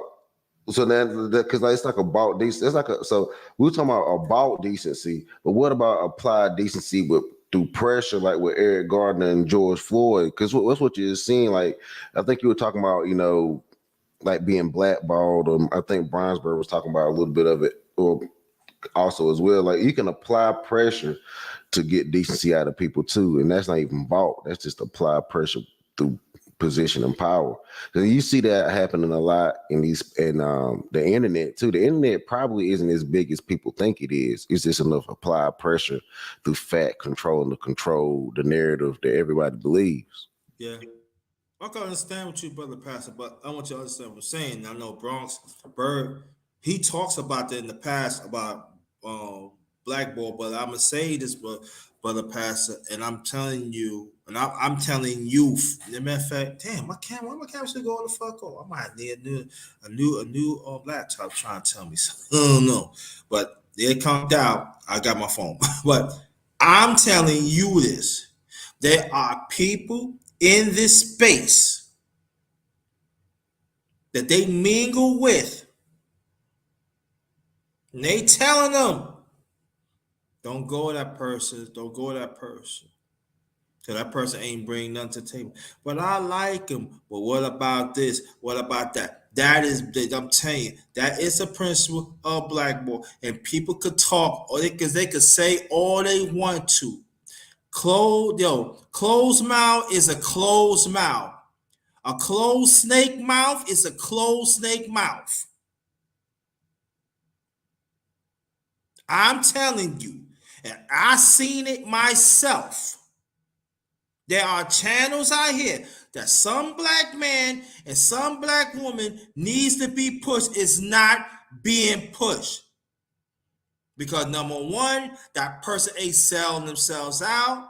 Or number two, they ain't gonna want to be around people about some suckish bullshit, and they want to kiss ass.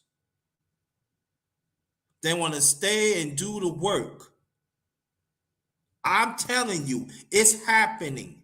There's people that in this space, You'd be surprised.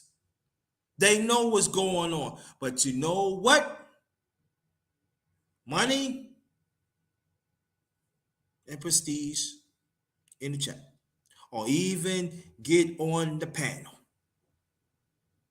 And nobody cannot tell me it doesn't happen because it does. It's just that people want to close their eyes. No, my visual is very clear.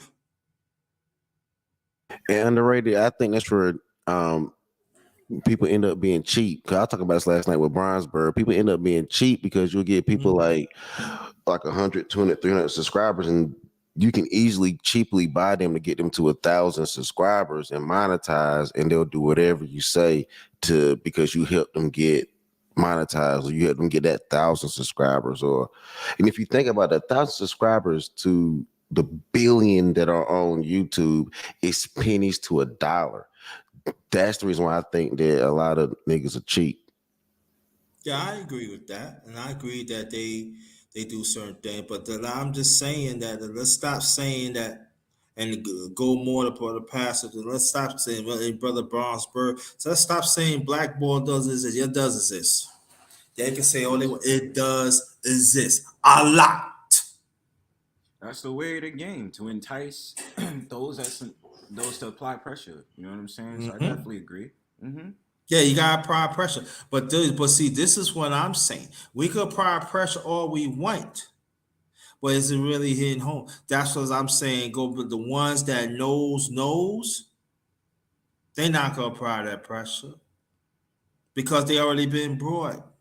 Been bought, they've been cheaply bought, and it's honestly, I think it's better to cheaply buy someone than to actually pay someone their full expenditure, because if you cheaply buy someone, they'll feel down and out because they look at what they sold out for. And I think that depravity that you bring in a person from buying them so cheaply keeps them complacent and right where you want them. Okay, but my masculinity ain't for sale. My manhood ain't for sale. I'm not for sale, y'all. And so sometimes not sometimes when you do what's right, you get that cost that comes with it. But I'm cool with that though, because I know my message is going to reach to somebody that really needs to be helped. But there are sometimes you gotta stay on. You gotta stay on you gotta stay on your righteousness. You know what I mean? Even despite I'm imperfect, I stay on my shit. You know what I'm saying? And they like Charles Val said, it runs up on people wrong. I don't give a fuck. Long as I know I'm doing the right thing for myself, of self-value of myself, and I'm giving it to others, it's up to them. But it's out there. Go ahead, Brownsburg. I was gonna say I agree with that point wholeheartedly, because I think it's just a generation. It's a general rule. It's like something I said before. Like, you never let the situation or somebody abandon your halo. So I've always said, like, I think there's a lot of people who try to keep up with the nonsense because they know it sells. But the thing about it is, those that really know, and those that we're not going to be heard like that. You know what I'm saying? Unless we play the game like them. And it's just like, I don't dig it because it's just not my style. Like, I know exactly what I'm formulating from my own perspective. And I mean, it does come with creativity, because all of us is bringing our creative talents here on this app. You feel what I'm saying? So I definitely will say I definitely agree with you with that, man. Like, never abandon that halo. You know what I'm saying? Like, that's gonna make you glow. I've relatively made that to use an example of the movie The Last Dragon, which is now my favorite movie now that I think about it. And the scene between Sho'nuff and Bruce Leroy. Bruce Leroy say, "I am the master." When Sho'nuff was sitting up there saying, "You must," basically it's like, you must submit to my power because I rule over you. Which, even relating what Pastor's saying, a lot of dudes are scared of the Sho'nuff. You know what I'm saying? Are scared when they're in the dojo. They're intimidated by those that are higher than them, whether we're talking physically, mentally, or whatever other ways and mediums about it. So yeah, man. Yeah, and so go ahead.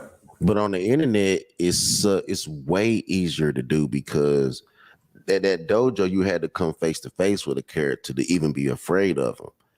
Now you can get now you with the right technology and the right equipment, you can pretty much you can pretty much take over and put people under your umbrella or your dojo or your camp, and they believe everything you say, creating an echo chamber, your own algorithm. This is what Tommy Sotomayor. This is technically what Tommy did. it's very diabolical. But see, so check this, right? So we look at this joke. We look at that joke that Eddie Murphy made. There's a difference between black people and niggas. The problem is certain people understand how to be a black person and how to work with niggas, and that is it's cheaply done if you can just figure it out. You can just get everybody, and it's really, if you can figure it out, it's not even expensive to do, and it works, and it makes you a whole algorithm just for you. It makes a whole world and environment just for you, and that's the reason why people don't want that. When people get that, they don't want that mess with. They don't want their environment, their ecosystem mess with. And we had a conversation about gatekeepers the other day. Everybody was talking about gatekeepers because everyone is starting to realize, hold up, this is how it goes, and I want a piece of that too. And it's just one of those things, man. It's one of those things. That's true. That's true. Before we continue, welcome, brother Auntie, and welcome back, Sister Coco Tina. She said, all you need is one person to believe. Yep.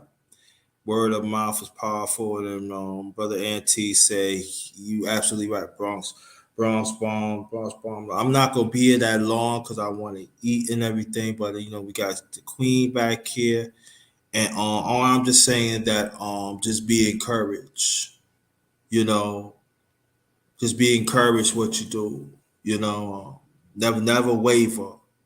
And I take pride in that. I always, ever since I became technically he became a content creator when you create Google. I mean, when you Google and all that, you come content creator. So, but I'll say this, that when I get up in the morning, I pray to God and everything. And then wherever live I do or whatever video I do, I'll just talk for me. You gotta understand, you're gonna push certain things that people are uncomfortable. You're gonna push certain things that people refuse, but you stay who you are. And just understand, I'm glad that she said that only you need one person to believe. That's true. And so I'm see for me. Okay, thank you, brother pastor. Anytime, you welcome anytime. Thank you. Thanks to make it time for the for us. So for me, I it's just for me. It's like that's all I know. So do I stay out of certain things? Yeah, I see things going on in space. It doesn't make me a better person, that person, but I've been through things. I know things. So for me, this is how I operate because I know that I have an obligation to help people. But it doesn't mean I'm a sucker. It doesn't mean you're trying to play me. Doesn't mean that. Because I separate the difference. Because you come after me, you're gonna lose. So that's how I do it, and I think other people should do that too. Let me read what Brother Ant said. Lewa was already beaten because he was looking for direction validated and leadership from the master outside himself. He beat sure enough when he said, "I am," after being asked who's the master. Yeah. So for me, it's like I don't. You don't want to roll with me? I'm not losing no sleep. I'm being honest. I'm not losing no sleep. But what we're gonna do, we're gonna close this out because I am getting hungry. I thought I'd try to put okay, and so we're gonna start from the queen. We'll start from the queen. 12 vows. Alonzo Hall, Bronx Bird. Then me, I want y'all on stage when I make my last remarks, and that's it. So Queen, make your last remarks, please. Oh, I think if we want to see changes in the community and society and as a demographic of people, we simply just need to do better as individuals. And it goes back to what was being discussed at the beginning of the stream. It does come from listening to the things that your parents instilled in you as a child.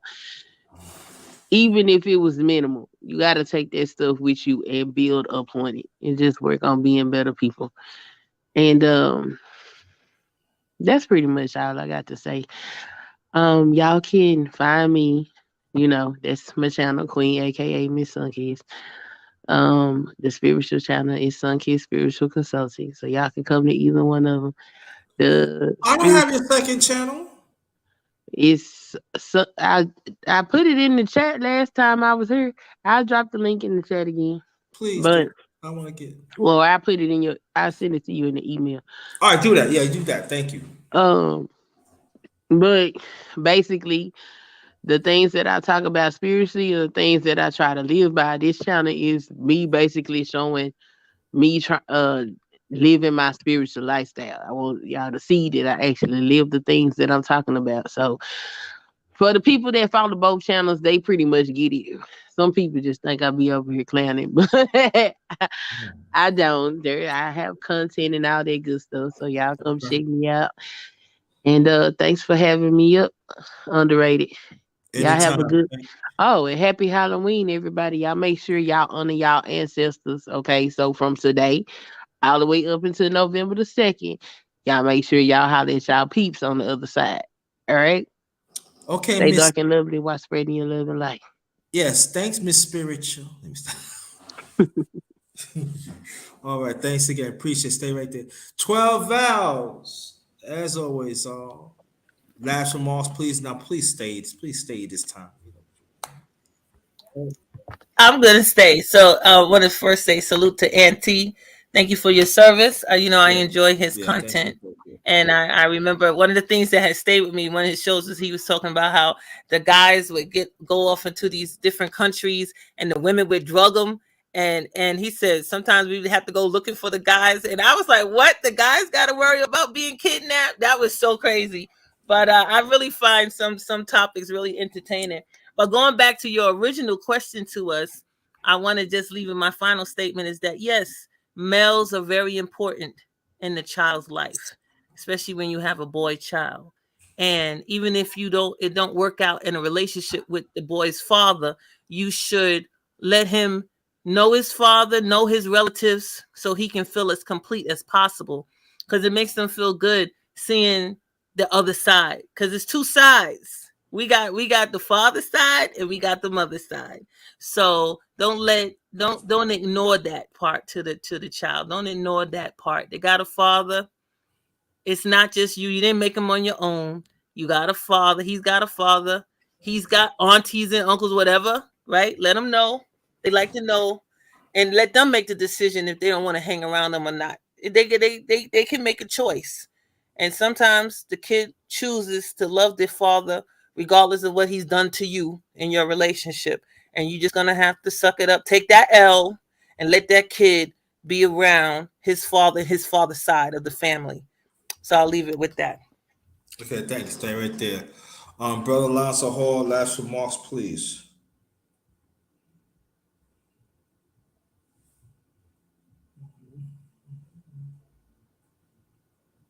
Going once, going twice. All right, Brother Bonsberg, last remarks, please. First and foremost, thanks for having me up. Shout out to Anytime. everybody on the panel. Shout out to everybody in the chat. I definitely do think that at the end of the day, male development, as I see it, being in the environment that I've been in where I'm from, it is very essential that even if it comes to the fact that the mother and the father does not get along, or the father might have abandoned the mother does her great job of trying to have a father figure for her son. Um, Too many times our boys is getting lost in the streets, getting lost with a lot of depression, and even a recent study that I had looked upon that constantly so-called black men is the highest rated of deleting themselves. So my thing is, at the end of the day, let's make sure that we create a stable environment where we have accessibility to expressing ourselves amongst other people and peers, which I think is very important. Okay. And I'm going to reach out to you in a few minutes, brother. For sure. Set that up, all right? And do email. I'm going to reach out to you. All right, cool. But I'm going to say this, though. We should have these conversations. We should continue to have these and find solutions. And even that's uncomfortable, that sometimes I bring these conversations, that sometimes I have to rehash what I've been through. But I'm willing to do that to help people. That's what I want to do. And not that many people in this space wouldn't do that. But I want to do it. And I want y'all to know that y'all a winner. In the chat panel, y'all winners, you and your families. And to understand that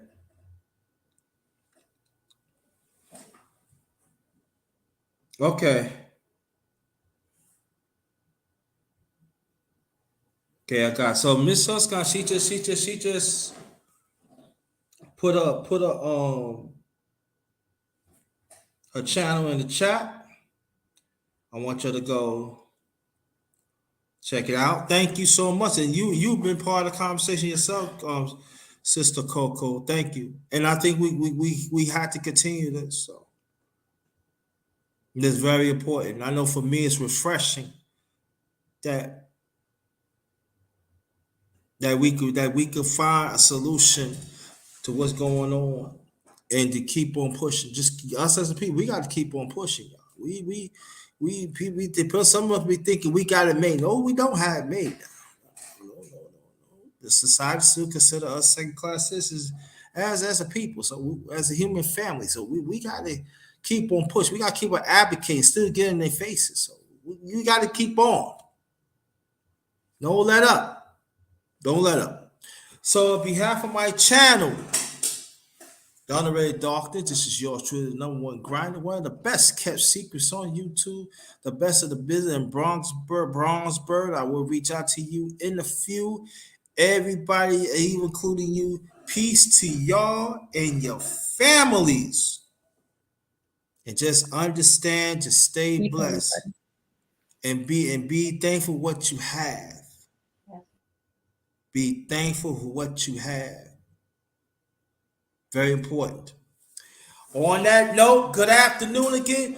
This one is Ghetto. Stay blessed.